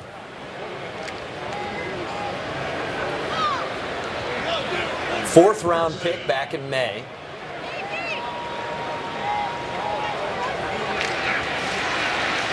And again, they'll give it to the big back, and he gets to the 46-yard line. NFL Mobile.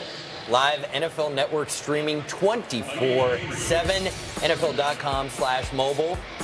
The NFL, whenever you want it, it is available. We talked about the Ravens' issues last year at being able to control the line of scrimmage. They've got to be pleased with what they've seen here in the first preseason game, that they've been able to, in the run game, in the pass game, really control the 49er front. Taylor, and that is picked off Chris Cook. Acquired in the offseason, spent his first seasons with the Minnesota Vikings, and that's what the Vikings wanted to see more of, is those ball skills from Chris Cook. And those are the kind of impressions you have to make in preseason, is when a guy makes a mistake, you've got to capitalize on it and make a big type play. Chris Cook did that. Maybe that puts him a leg up on some of these other cornerbacks. Here you see Cook in coverage. Brown the intended target. Well done by Chris Cook. Up next, we know what you want. More football. Football is indeed back. The Cowboys and the Chargers will be joined in progress immediately after this game live on NFL Network. Josh Johnson in at quarterback. Played his college ball for Jim Harbaugh at the University of San Diego. And he'll give it off to Jewel Hampton. And Hampton picks up 8 yards on first down. Now, when you look at Josh Johnson, his athleticism and his skill set, he seems like a good fit to be the guy behind Colin Kaepernick. Exactly. I think you wouldn't miss a beat in taking the same playbook that you have for Colin Kaepernick and applying it to Josh Johnson. And when we had our meetings, it sounded like Blaine Gabbert had a stronghold on that number 2 spot. But you wonder if that's going to change after the way that he struggled tonight. Johnson was a 5th-round pick by the Buccaneers back in 2008. 6'3", 205 pounds, now in his 6th season. He gets it out quickly to David Reed, who Greg Roman mentioned as one of the guys in the mix at that 5th wide receiver spot, that he's really done a nice job so far in camp. Right, there's a number of guys in that position to make that final spot, but David Reed is one of those guys that you heard a number of guys talk about, that he's really made a quick impression in training camp. And what you always want to see when you see a guy step up during practices is you say, can they translate that onto the big field, under the big lights. And, so it's going to be interesting to see who separates himself at that 5th spot. Johnson. Great coverage there, step for step.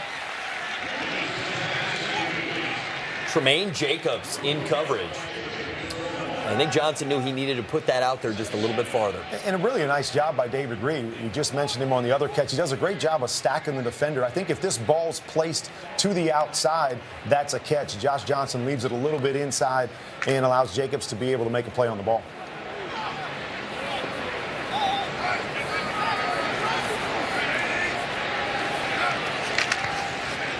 Hampton, the ball carrier, and no place to go. Jeremy Miles comes up from the safety position, and he's one of the guys competing for that 3rd safety spot for the Ravens.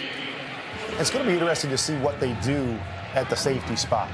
We know Matt Elam's back there, a guy that played last year, sometimes looked out of sorts on the back end. Seems like he's improving and he feels more comfortable back there. Damian Stewart is a guy whose name came up, that they believe he's going to be the starter opposite Elam. But then Terrence Brooks is a guy they drafted. Miles there. Who's going to be able to take that next spot and allow them to do some different things versatility-wise at the safety position? Johnson, all kinds of time, looks deep downfield. He was looking for Derek Carrier, but too much on the throw. And that'll bring up 4th down. See Josh Johnson pointing in, looking like there's a little miscommunication there, that he felt that the route was going to be broken off. Instead, he takes it up the middle of the field. And so, a little miscommunication. Good thing it didn't lead to a turnover. And for a guy like Josh Johnson, he knows he's going to have only so many reps in the preseason. And you just feel like such disappointment that you can't continue to move the chain gang and get some more reps. But the great thing with Josh is that he has played in this league, and he's been around, and he has some experience, and he's played in some NFL games. So has a leg up in that department where they know what they have on tape, and now I think it's going to be up to Blaine Gabbert to earn his spot. Colton Schmidt, great job there with the punt. Hall of Fame weekend just behind us, and always one of the most special weekends on the NFL calendar. And some people believe that this class will go down as one of the great classes to enter the Hall. Well, it was great to be there as part of our coverage. And the great thing for me is that we're getting into the era now where a number of these guys I either played with, Aeneas Williams, Michael Strahan were teammates of mine, or guys that I played against like Walter Jones and Derek Brooks. And so it's fun because you know them and you know what they put into this and that they belong there. Our peers at the NFL Network, we're very fortunate that there are so many Hall of Famers that we get to see on a regular basis, but it's a very special club, and it seems that the Hall of Fame means so much to every guy that gets in. You don't ever see one guy seem to go through the motions. It's so special. It is, and it's so great to be a part of that and watch the history of the game and guys that paved the way for all of us that played. And so it was great to do our coverage because all you had to do was look at our desk, and there was gold jackets everywhere. But those are the kind of analysts we have, but more important, those are the kind of players that really impacted the game, paved the way for a lot of these young players now. Talaferro continuing to grind out yards. 4th-round pick from May from Coastal Carolina. The shot declares. Nick Moody came up to get the tackle. The second half becomes so vital for a number of these guys that most people at home probably have never heard of. But you want to come out when you have a few opportunities, you have a number of snaps, and make that impact-type play. And so that's what people remember, is you're not going to get a chance to play 25, 30 snaps. Can you be that guy that makes the impact play that comes off of the tape and really grabs the attention of your coaches? Well, let's go back then in your career, Kurt. Because take us through the level of both excitement and anxiety before your first preseason games, because you want to make a splash, but you also know you got to be clear thinking and make good decisions. Well, I think that's the thing, is because you know a lot of times, especially if you're the young guy or you're 3rd or 4th on the depth chart, you're not going to get very many opportunities. And so, I remember my first preseason game, I threw the ball 4 times. That's all I threw. So I had to make an impact in those 4 plays. And that's what guys are thinking about right now, is they can't wait for the opportunity, but they also know, man, there may only be a few of them, so I've got to make sure I'm doing the right thing and I'm mentally in tune with what the defense or the offense is asking me to do. Taylor looking for Thompson, and excellent coverage from the 49ers. Tyrod Taylor really played well, except we've seen a couple misses here late. The interception, thought he left that a little bit outside of his receiver. The receiver had his guy beat here. If he just puts this ball outside and about 5 more yards down the field, I think they have a big play. Deontay Thompson there, very good job in coverage. He was one of their 4th-round picks in 2014. Good punt. And it's Ellington on the return into Ravens territory inside the 45-yard line. Bruce Ellington, loved by his college coach Steve Spurrier, described him as sensational. He'll be one of the guys to watch during this preseason. We're going to take a quick break. Saturday, football is back. Johnny Manziel makes his NFL debut as the Browns battle the Lions. That's Browns-Lions Saturday at 7:30 p.m. Eastern, live on NFL Network. Johnny Manziel, so much anticipation, the Heisman Trophy winner. What are your expectations for Saturday night and Johnny Manziel? Well, the first thing is I want to try to avoid the expectations. I think there's a lot of expectations on this young kid to come in and be the savior in Cleveland. And when I watched him in college, there were some issues there. You know, as being a drop-back quarterback, a guy that could go through his progressions and read defenses, he had some work to do. And so I'm interested to see, has he progressed there? Does he have a handle on the playbook? Can he make those plays inside the pocket? Or are we going to see the Johnny football we've come to know and love, the guy that's going to create and make the big plays and give you the wow plays? Or maybe is there a combination of both? So I think there's going to be a few people tuning into that game to see how his first performance looks. Josh Johnson rolls out and delivers a strike. Nice throw that time. Chuck Jacobs with the catch. This is what Josh Johnson does so well. You mentioned it. Picking up for Colin Kaepernick. They love to get Colin Kaepernick on the edge. Josh Johnson is another guy, throws really well on the run, can create with his feet. Great job of balancing up, a great comeback to the outside, puts the ball on the outside. Perfect kill. Alphonso Smith in the game now at running back. He's in his 5th season out of Kentucky, has the football. And he was picked up during training camp after injuries to LaMichael James. How do you think he fits with the 49ers? I think he fits well, but they're trying to find these complementary players. We have Frank Gore. We know they want him to be the workhorse. 31 years old. Can he be that guy? Can he carry the load like he has the last couple years? Carlos Hyde, great first performance in preseason, but they're still going to be looking for another guy, probably a 3rd down guy, a guy that understands protections, can pick up the blitzes, because that's always hard to do for a young kid.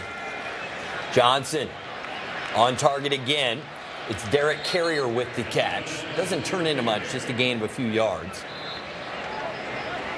So to continue on that point, you talk about a guy like Carlos Hyde. We look great running downhill, but we have to remember in the National Football League that to play at the running back position, you have to be able to pick up the blitzes. You have to be able to recognize what other teams are doing, and that's usually where young backs lag behind. Why they can't play every down is because they struggle in the pass game and with pass protection. So much to learn. How do you describe the transition from going from the college game to adjusting to the speed of the NFL game? Well, there are so many transitions, and the first thing you say is just the speed. It's really hard to play when you're thinking, and the game's going so fast that you can't really calculate what's going on. But then you're going to see a number of different looks that you've probably never seen before. And so not only are you thinking about the playbook and where I'm supposed to be, but now you have to recognize what defenses are doing and how they're shifting and moving and where different blitzes come from. So it's a huge transition, not just athletically, but mentally. Here's Johnson, and we talked about his dual threat capability, that in many ways he's got a similar skill set to their starter in Colin Kaepernick in terms of what they want to do with the playbook. He would seem to be a very good fit. And absolutely no place to go for Alphonso Smith as he's taken down, loss of a few yards. And Jernigan, and this is a guy that they're very high on, won the national title with Florida State. He's a big guy, but they think he's pretty quick and pretty disruptive for a guy his size. And he's a guy that gives them versatility. They love their defensive line. Brandon Williams right now is slated to start at nose tackle. So Haloti Ngata, who's normally a nose tackle, can play the 3 technique at defensive tackle and create some mismatches. Now they can kick him down to nose tackle, put Jernigan in at the 3 technique, and they believe that it gives them versatility and the chance to move guys in and out and really be disruptive at the defensive line. Let's take a look at Jernigan from his college career. He left after his junior season.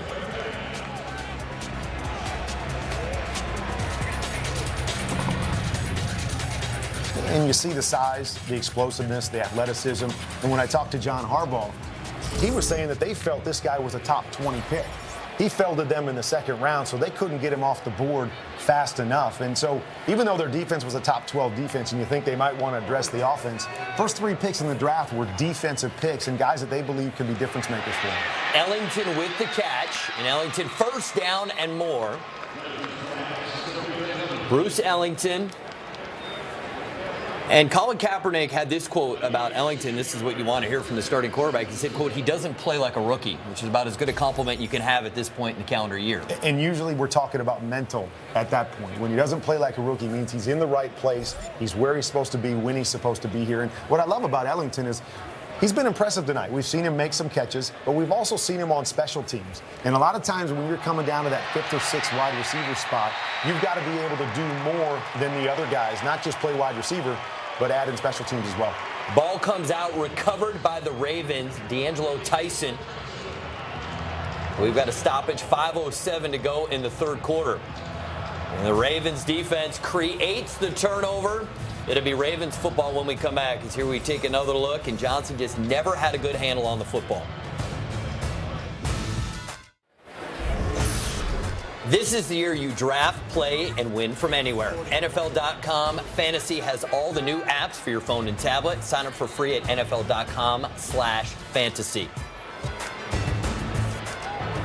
Taylor steps up and delivers. The ball is low, but it is caught at the 40-yard line. Make it the 41-yard line. All right, Kurt, let's take a look at the Ravens' schedule. And keep in mind they'll be without Ray Rice for the first 2 weeks. And they start out, it's kind of a quirk in the schedule, 3 straight division games. Well, it's one of those things where you know you've got to start fast. The first thing we always talk about in the National Football League is to get to the playoffs, you win your division. To have 3 division games right off the bat means they got to really use this preseason and be hitting on all cylinders when the season starts. Kamar Aiken with the catch.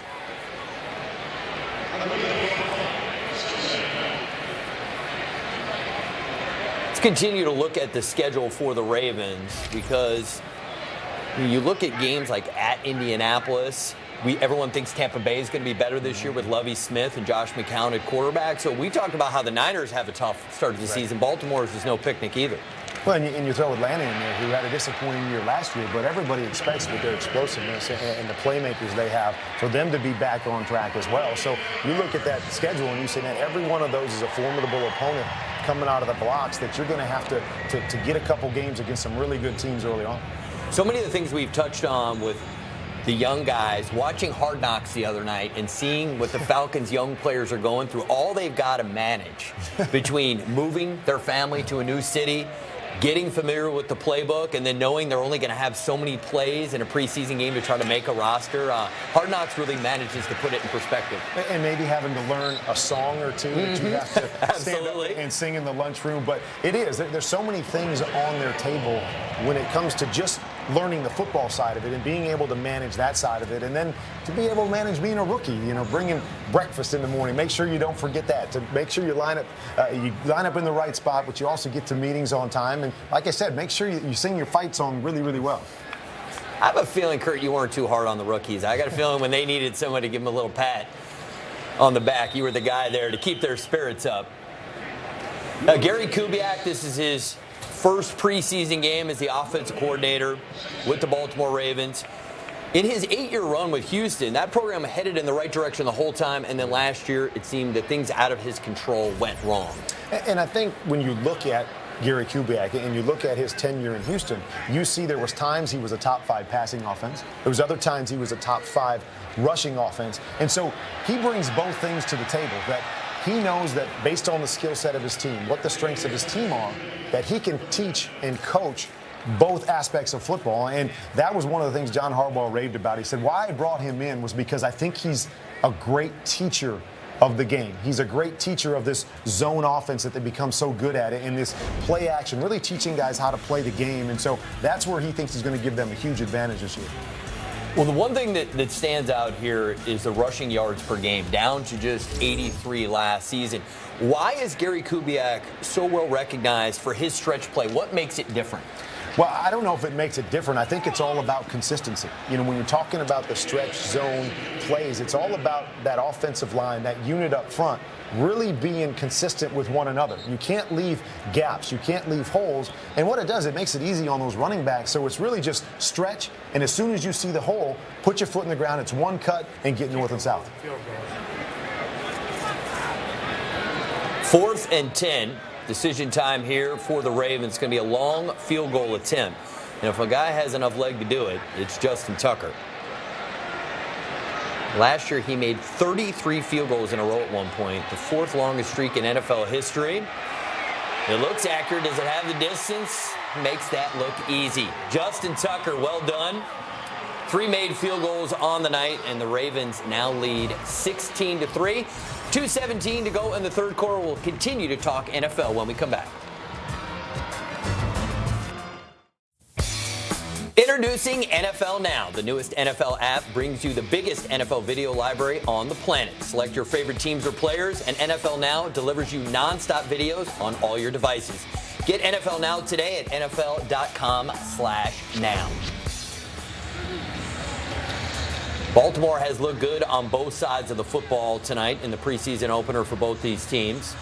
2 teams that are built for the long term. They both have franchise quarterbacks in place with long-term deals. They both have great GMs, Ozzie Newsome for the Ravens, Trent Baalke for the 49ers, and it seems that these teams are built to contend on an annual basis. Well, there's no question with these 2 coaches, they bring the competitiveness. And as you said, I think the general managers and what they've done through the draft is both of these teams have done a great job of drafting guys, and those guys becoming Pro Bowl players or becoming impact players for their team. And we all know in the National Football League, that's where it starts, is that it's tough to find that free agent, to plug him in and have him be successful in your system like he was in another. But when you can bring a guy along in the draft and you can teach them your system and continue to get impact player after impact player like both these teams have done, that's why you see them in the playoffs every year. I just want to finish that off for you to give you some numbers. Since Ozzie Newsome has been with the Ravens, they've had 19 first-round picks that have combined to go to 55 Pro Bowls. Trent Baalke has had a much shorter amount of time, but 3 of his first-round picks have already been to a combined 4 Pro Bowls. So it seems that Ozzie Newsome has had the knack, and his teams are big and physical and built to last. You make a good point, is that they know the kind of players that they want. They know the kind of identity that they want to have. They want to win the line of scrimmage. They want to be able to run the football, find some playmakers in the mix, have the franchise quarterback. But if they can win the offense and defensive line, which both of these teams have done in the Harbaugh tenures, they believe that they can be successful every year. And so those are the kind of guys that they go out and find year after year.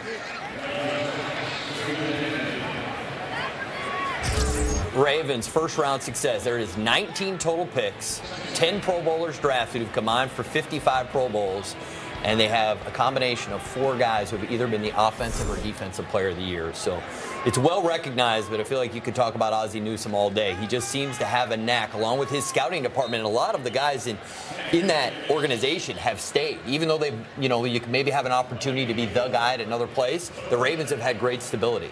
You're right, and it starts there. It starts with keeping your core guys together. Know who those guys are that you can build around. And sometimes you're right. You have success, and there's guys that seem to be more valuable to other teams. And you've got to know who are those core guys, the Ray Lewises and the Ed Reeds, that we say we have to have. And if we have to lose another good player, that's okay. We'll make up for it because we have these great leaders in our locker room.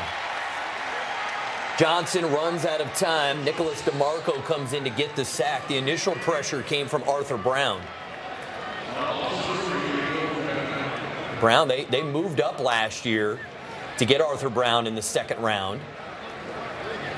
One thing you've noticed with both of these offenses is that they've been fine when the defenses have stayed more stagnant and more base. They've really had trouble, especially as we've moved through the game, when pressure has been brought. And I think that's a good sign of young kids trying to get their bearings, trying to see all the different looks. And these offensive lines have struggled. These backs have struggled when the pressure's come. 49ers content to let the final seconds of the third quarter expire. And San Francisco will punt when we come back with the start of the fourth quarter. NFL Preseason Live on NFL Network. Flashback, and this is not going to be a fond memory for Niners fans. Seattle seems to have the 49ers number right now, and Colin Kaepernick, who's been so good against the rest of the league, last year he was 13-3, just 1-2 against the Seahawks. And his quarterback rating against the Seahawks, 46, the rest of the league, 97. So it seems that the Niners know exactly what they have to do. If they want to be the elite team, they've got to get over the hump in the NFC West. And it's not just Colin Kaepernick. Let's point that out. He has struggled, and they're in the division, but we saw a pretty good quarterback in Peyton Manning struggle against that same defense. So we're seeing a very physical defense, a defense that can get after the quarterback. And that becomes the next step for the 49ers, is that used to be the 49ers division. Seems like the Seahawks have taken over, and now the 49ers have to come back and find a way to get physical again and find a way to be able to attack that defense and have success. Well, Kurt, you were under the microscope. It usually comes down to the quarterback and public perception. Colin Kaepernick coming into this year, just his second full season as the starter. What are the areas you're most looking for him to improve if he's going to go to the next level? And let's be quick to point out that he did go to the NFC Championship game, yes, and he did go to a Super Bowl already, so a lot of success. But if there's an area where he's got to continue to improve, it's in the pocket. His presence in the pocket, being able to read coverages, read zone coverages, get the ball out on time. I think he's relied so much over the years on athleticism, at being able to buy time out of the pocket, and he's so good at that still at this level. But the next step, especially against good disciplined defenses like Seattle, is to be able to see your reads, get the ball out quick, and not have to hold on to it where interceptions are created or sacks are created. That's the next step for Colin Kaepernick.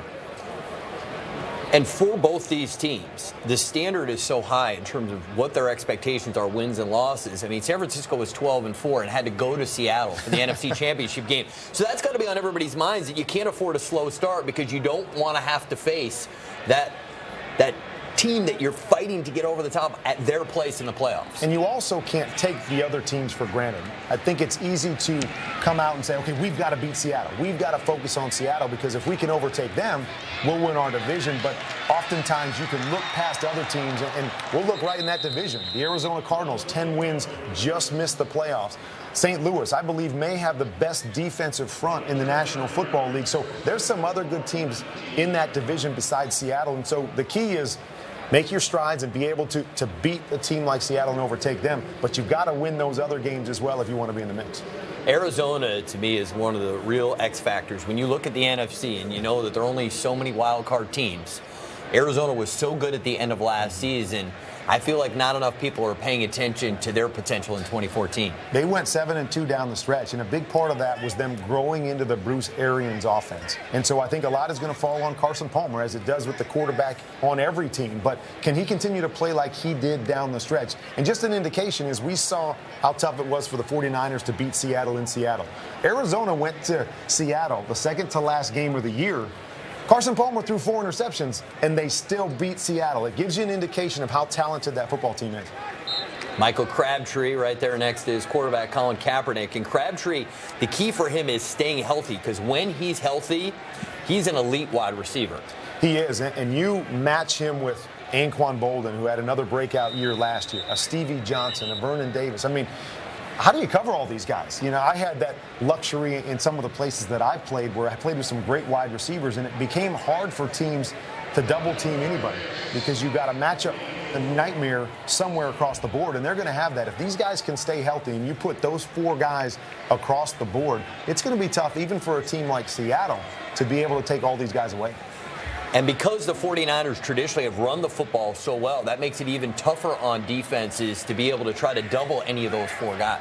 Right, because they're so good at running the football. They've been as good as anybody in the league over the last 5 years at running the football, that it always forces teams to add that extra guy to the box, leaving one-on-one on the outside. And I would feel very comfortable if I'm Colin Kaepernick with any of these guys if they got in one-on-one situations. Taliaferro continues to do well in his first ever NFL preseason game, 4th-round pick out of Coastal Carolina. Big South Player of the Year, and he had a monster season a year ago. Over 1,700 yards and 27 touchdowns.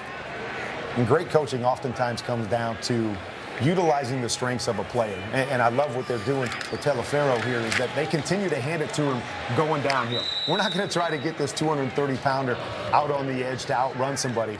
We're going to let him bruise and continue to go through that A and B gap. And so they've done a great job early on with Bernard Pierce. They would stretch him a little bit. Now with this guy in there, they're running downhill. Well, the Ravens, one of their top priorities this offseason was getting their running game back up to the level they feel it needs to be in order for them to be a contender. And adding this piece to the puzzle, because it seems that the key thing was them to get improvement in the offensive line and then have the skill guys to take advantage of the improved offensive line as Taylor goes down.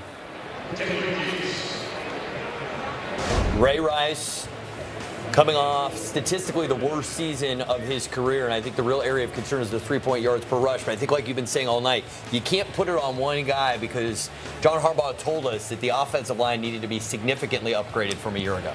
And one great thing in this system is that because they're working together as a unit and running this zone scheme, you don't have to necessarily be dominating at the point of attack. As long as your 5 guys are working together and creating a wall, it's going to create space for your running back to run. Sometimes when you run a man-to-man based scheme where it's like, I've got to beat the guy across from me, it becomes harder when you don't have that solid offensive line. So I believe this scheme is also going to help, even though they believe that they've upgraded the offensive line as well. Big picture for the Baltimore Ravens. That division seems like it's a bit of a toss-up. It's hard to know who the team to beat is. You've got Cincinnati. They re-up Andy Dalton. Do you think the Bengals are the team to beat, or how do you forecast the AFC North? Well, I believe they have to continue to get better, but you have to like what Cincinnati's done, changing the offense a little bit with Gruden going to Washington. So does that change things? How do they look that way? Defensively, they're going to be strong. But Pittsburgh's a team that still is always going to be around. They're a team that you always have to deal with. And then there are some interesting things about Cleveland. I think they're going to have a good, solid, young defense. We have to see what happens at the quarterback spot. We have to see what happens with Josh Gordon. But I think there's some interesting pieces there as well. So I think this is a division that's up for grabs, but I would not be surprised at all with what I've seen the Ravens do if they didn't come back and win that division.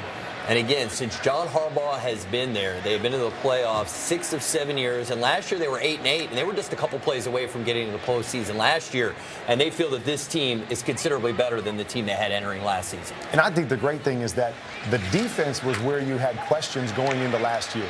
No Ed Reed, no Ray Lewis. You thought, well, the defense is going to take a step back. The defense stepped up with a lot of these young guys that stepped in and played really, really well, and they struggle a little more offensively. I think they've cured some of those things. I think Joe Flacco's going to come back and have a better year. I think Ray Rice, he's lost that weight. I think he's going to come back and be impressive. You add Steve Smith to the mix. I really like what they've done offensively along with Gary Kubiak, that I believe with the good stout defense, it's only going to get better. This team has a chance to make some noise this year. All these things should be interesting. So much to talk about during the NFL preseason. 49ers, we're taking it all the way. Super Bowl. Whether you're a fan, a player, a town, or a team, we want to hear why you love football. Go to togetherwemakefootball.com for a chance to win a trip to Super Bowl 49. Share your story today. And Kurt's story is well documented, one of the great stories in NFL lore, and certainly so many more stories are going to be made, and that contest has been a hit, will continue to be a hit. It's amazing the foothold that football has, because we talked about it, we're close to the same age. You just wanted more football when we were kids. You didn't have access to it. You couldn't get the information, whereas now we can get it 24 hours a day, 7 days a week. Is Taylor still in the game?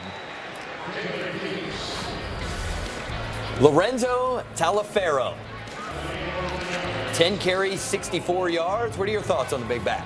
When it's always about having a change of pace back. Bernard Pierce, Ray Rice, guys that can get outside, shifty guys, and then to have a guy that can come downhill and just punish a defense. And that's what this guy's done tonight. They wanted to see him under the lights. They wanted to see how he responded on the big stage. I say he's done pretty well. Absolutely.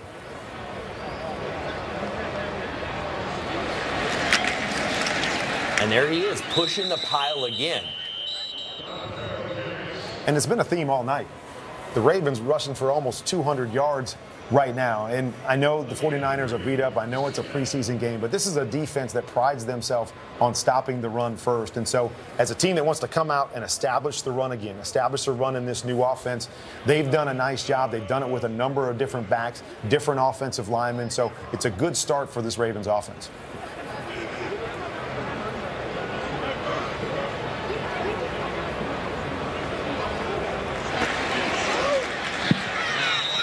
not much room to work with there. Quentin Dial comes up to make the play. Missed 6 games with a toe injury to start the season last year. Shane Scove right there, number 44, and he's an undrafted guy. A lot of people were shocked, Kurt, that he was not drafted, but played in Coach Harbaugh's system at Stanford, and they've had a lot of good things to say about him. And he was an impact player at Stanford, and I think he was surprised, along with a lot of people, that he went undrafted. But that could end up being a blessing in disguise, to be able to go to a system that he's familiar with, to be around coaches that he's familiar with. As you said, he's made an impression early in camp, and I know a lot of people, and including myself, it was like, I want to be drafted. I want to hear my name called in an NFL draft. But going undrafted, I think sometimes can be better off for a player than getting drafted, because now you can pick and choose a system that fits you, a place where you see their numbers and feel like you have a spot, and that could just be the case with Shane Scove. Back in 2005, I was working the Philadelphia Eagles preseason games, and Andy Reid, that was something he pointed out that had never dawned on me before, that oftentimes you're better off, if you're not a first or second round pick, going undrafted so that you can choose the team that has a need at your position. And I think you're so right, is that so much of this game is about finding a place that fits you. Finding a place where you can truly get an opportunity. Sometimes you get drafted and you might be behind 6 or 7 different guys, and you never get the opportunity to get on the field and show people what you can do. And I remember when I went undrafted, I chose to go to Green Bay. Now, they had Brett Favre and Mark Brunell and Ty Detmer, but those are the only 3 guys they were bringing to camp. So I believed that if I beat out one of them, I could have a roster spot. But it allowed me the opportunity to go there where they had 4 quarterbacks, as opposed to some other places that had 5 or 6 or 7 guys that I was going to have to compete against. And Kurt, we have to keep in mind there really is a whole nother round of free agency, because when guys get cut at the end of training camp, they suddenly then have an opportunity to pick their destination. If they're a guy in demand, or they see that there's a need at their position group on another team, there's a whole nother round of free agency after the cuts. We always say that every time you step on the field, it's an audition tape. Not just for your team and what they're going to see on Monday morning, but for all the 31 other teams that are watching, and guys getting injured, or guys that they may be light at a certain position. And so guys that jump off the tape, just like we talked about, doesn't matter what school you go to, they find the talented players. Doesn't matter what roster you're on right now. If you can go out and make plays and show people across the league that you can make plays, you may get cut from one team, but you may find yourself in a great opportunity with another. Well, there's a guy making a play right there, Jace Davis, who played at Northern Colorado, a rookie free agent. Was a big play threat in college, more than 15 yards per catch. They're going to tack on 15 more yards. Tomorrow, we look ahead to Johnny Manziel's NFL debut, plus a preview of the weekend's preseason action. NFL Total Access, tomorrow at 7 p.m. Eastern, live on NFL Network. Kurt, you're going to be on Total Access each and every Wednesday. What are some of the things you're looking forward to talking about on Wednesdays? Well, I always love to do the top 5 quarterbacks, and a lot of action on Twitter after I do the top 5, because everybody wants their quarterback there. But it's always fun. I love watching the tape every week. I love watching and seeing how guys are progressing, whether it's young guys or veteran guys that you expect to be there. But being a quarterback guy, I love to watch their performances, and then I get to grade it every week. And so it's always a fun part of my week to hear the response and see if people agree with me, or as most people do, they disagree.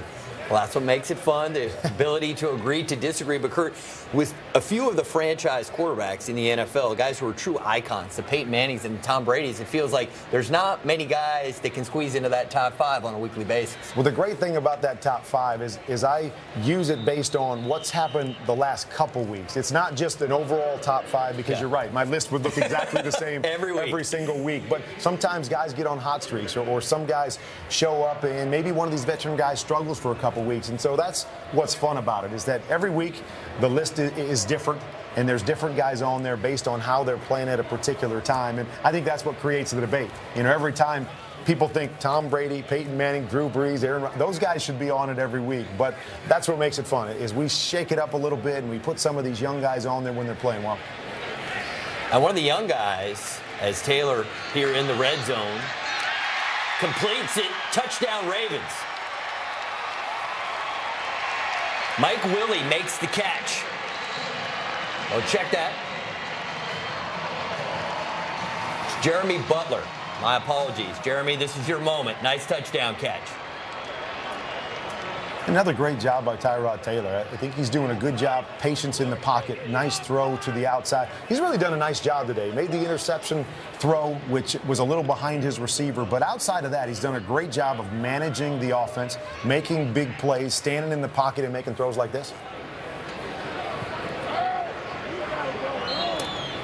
And again, the experiment being tried by the NFL on extra points is to make them a little more challenging this season. The equivalent of a 33-yard field goal. And Tucker, no problem. He's been perfect tonight. And Baltimore continues a night that has been very successful for the Ravens. 23-3. We've got 5:26 to go in the fourth quarter. It's an all-new season of NFL Game Day. And all new this year, Game Day Live, featuring in-progress highlights and fantasy stats. NFL Game Day has you covered all day on Sunday. NFL Game Day returns September 7th, only on NFL Network. Regular season is around the corner.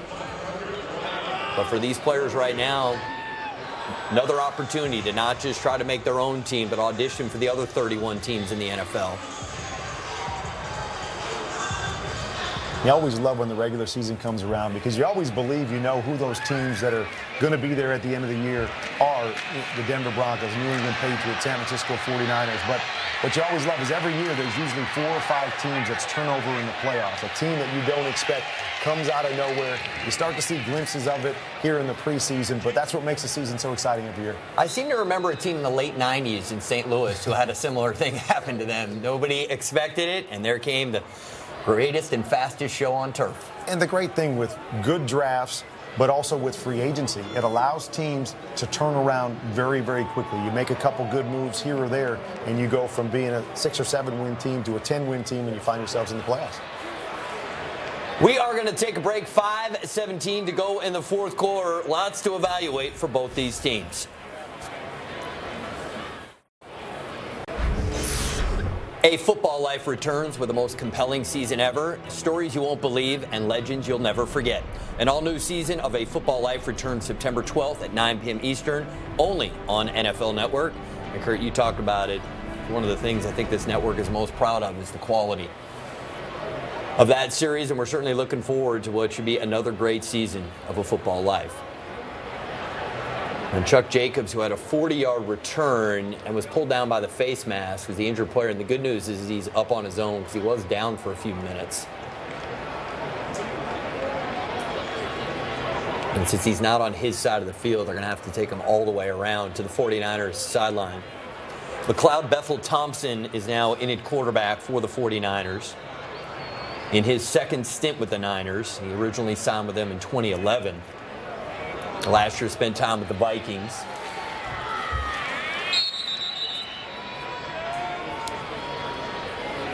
Alphonso Smith, the ball carrier. Not a bad situation to be down when you're just getting into the ball game because you know you're going to have a chance to run a 2-minute drill, get a chance to throw the football around a little bit, chance to make an impression. Penalty before the play is going to back up the Niners 5 yards. Let's again go back in your career and talk about what it's like during the preseason after you've gotten that first game action. How much did you learn? I mean, what's the learning curve like compared to what you thought it was going to be like to what it was actually like?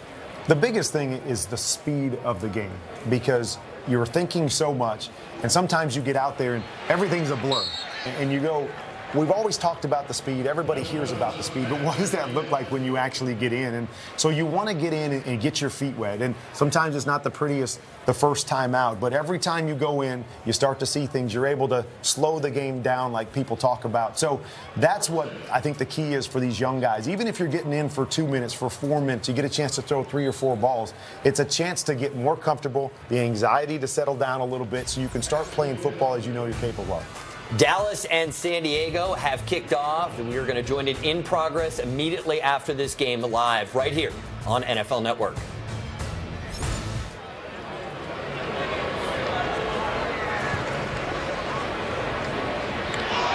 That ball almost picked off.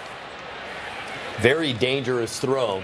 Dominique Franks almost had a chance at a pick and looked like he had a lot of daylight in front of him. And that's the other side of it. When you come in and you know you're going to throw the ball a lot, more opportunities to obviously make a mistake or make an impression. But love to be in the 2-minute drill. This is where a quarterback gets a chance to really show what they're made of. If they can handle these kind of situations, make these third down conversions, he's going to have a chance. He's only playing for just a few minutes to really make an impression, as we said. Maybe not just for the 49ers, but for the other 31 teams as well.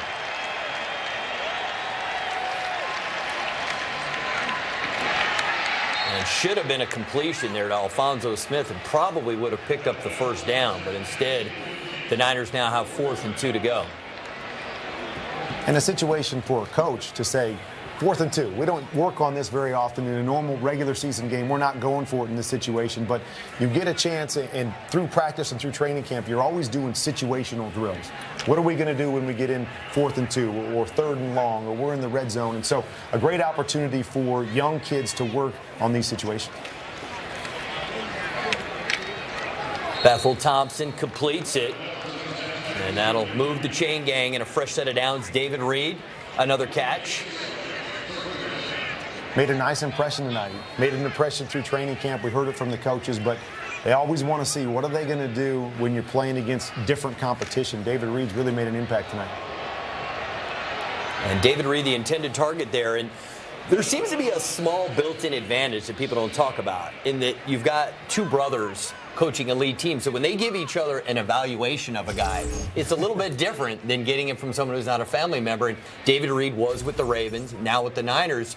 So there is that sort of communication, brother to brother, that is unique when you're talking about, you look at your former teammate, Anquan Bolden, goes from the Ravens, goes to the 49ers. So that brother-brother thing may be like an added plus for both of those organizations. Especially when you're in different conferences. Mm-hmm. Maybe if you were playing against each other twice a year, maybe you wouldn't get the same evaluation. But I think you're right. You know, they have built-in chance to say, hey, we need a guy at this position. Did you have anybody in training camp, anybody that made an impact for you that you think could help our football team? Franks this time does get the interception. So Dominique Franks, given a second opportunity, gets the pick, gets into 49ers territory. We will step away for a moment. Keep in mind, after our game, Cowboys and the Chargers joined in progress right here on NFL Network. Cowboys-Chargers is next on NFL Network. The Cowboys currently on the move, and we will get you right there as soon as this game is complete between the 49ers and the Ravens. It's been a great night for the Ravens, and there is Franks getting the pick and the return.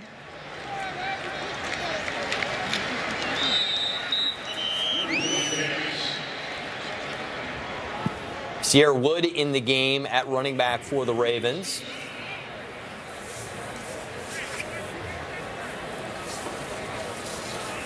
Well, Kurt, just so you know, in your back pocket, I'm always very empathetic to quarterbacks, particularly ones who have few opportunities, and just knowing what's going through his mind, thinking, well, I almost threw a pick but got away with it, and then he does throw the pick, and just having to live with that until the next preseason game 10 days from now. And feeling like you had a great opportunity to get in there, throw the ball around, run the 2-minute drill. You had a chance to really make an impact, and now the only thing he's going to be thinking about for a week, if he's still on the roster a week from now, is that interception that he threw to finish the game. Fitzgerald Toussaint, the ball carrier, took the handoff from Keith Wenning. Now, what's especially interesting is the coach, John Harbaugh, told you that they may only go with two quarterbacks, yet they drafted Keith Wenning, which would make you think they would love to at least keep him on the practice squad because you wouldn't want to just waste a draft pick. And that's what a lot of teams like to do. If they're going to go with two quarterbacks, they want to have that third guy that they feel good with, that they can bring along on the practice squad. Doesn't have to use a roster spot throughout the season, but a guy you can still bring along, be around your guys, learn your system. And so that's a definite possibility if they decide to go with two quarterbacks. We have come to the 2-minute warning. It appears conclusive that Baltimore will win, but we still got to see some playmakers in action, and then we will get you to the Cowboys and Chargers. Coming up next, the Cowboys and the Chargers joined in progress right after our game. We are going to send it down to San Diego. Cowboys on the move on their opening drive. Kurt, we've seen from San Francisco that this is a team that's got some injuries, it's got some issues. You and I are going to be together on their next preseason game in 10 days against the Broncos. What do you think are some of the most critical areas they need to focus on between now and then? Well, a lot of times when we think of San Francisco, we think about their defense. I had a lot of questions coming in, losing 3/4 of their defensive secondary. Some of the injuries they have. Aldon Smith may not be there for the beginning of the year, and we saw some of that come to fruition tonight, especially in the front seven, without Navarro Bowman, without Aldon Smith, without Justin Smith. Over 200 yards rushing by the Ravens tonight, and it's not going to be any easier when they take on Denver next week. And so I'm excited to see Denver and some of the moves they've made, but I think it's going to be a great challenge for this 49ers team and specifically the 49er defense. And the Ravens will go into every fan's favorite play. Victory formation for the Ravens. Kurt, what will you take away from the Ravens tonight as you look at them and their prospects to get back in the postseason, a place they had been 6 consecutive seasons until last year? A great debut within this new offense. Getting back to what the Baltimore Ravens want to be. John Harbaugh told me the identity of this team is winning the line of scrimmage, being able to run first, and then everything else come off of that. I think they got away from that last year, but you saw that statement being made today was that didn't matter who was in there at quarterback, who was in there at running back. We're going to run the ball first. We're going to get the ball downhill. And then you saw some great play action. You saw a number of different guys get into the mix, catching the ball. I think that's what this offense is going to be all about. I love the weapons that they have, love what they did in the offensive line. So really good first impression. And I know that we're going to be all over the fact that Baltimore and San Francisco are going to practice together for the next 3 days. So still lots more work and lots more competition between the 49ers and Ravens over the next few days. And it's going to be fun for those guys. It's tough to go out there day after day competing against your buddies, competing against an offense or a defense that you've become familiar with. It's great to get out there and really compete against guys that you don't see every day. Really challenge yourself saying, oh, we're in a one-on-one situation. Now I get to see somebody, I don't know their moves. I don't know what their strengths are. So it's going to be great for these two teams. I think they're going to get a lot out of it. I think the whole key is when you do this, sometimes it gets so competitive and some guys get injured. They just hope to make out of this no injuries and they get a chance to evaluate their young players. And the family gets to hang out for a few more days. Jim and John, I'm sure they'll compete at something else other than Ravens 49ers over the next few days. Well, John Harbaugh should be pleased as his team comes away with a 23-3 victory. Kurt, this was a lot of fun. Let's do this again in about 10 days. I'm looking forward to it. We've got another great matchup. Waiting to see what Denver brings to the table, especially defensively with the great new pieces they add in T.J. Ward and DeMarcus Ware and Aqib Talib. They're going to be much better defensively, and we know who's running the show on offense, so we know that's going to be fun. It certainly will be fun. Cowboys and Chargers coming up next right here live on NFL Network. The Cowboys did not score on their opening possession. We're going to get you to that just as quickly as we can. But more live preseason football next on NFL Network. As you see, Joe Flacco only worked one series tonight, but his offense looked good. First time everyone getting to see Gary Kubiak's offense as the new-look Ravens try to get back where they were just 18 months ago. All right, let's now send it down to San Diego. Dan Fouts and Billy Ray Smith with the call. We hope you enjoy Cowboys at the Chargers. Have a great night, everybody.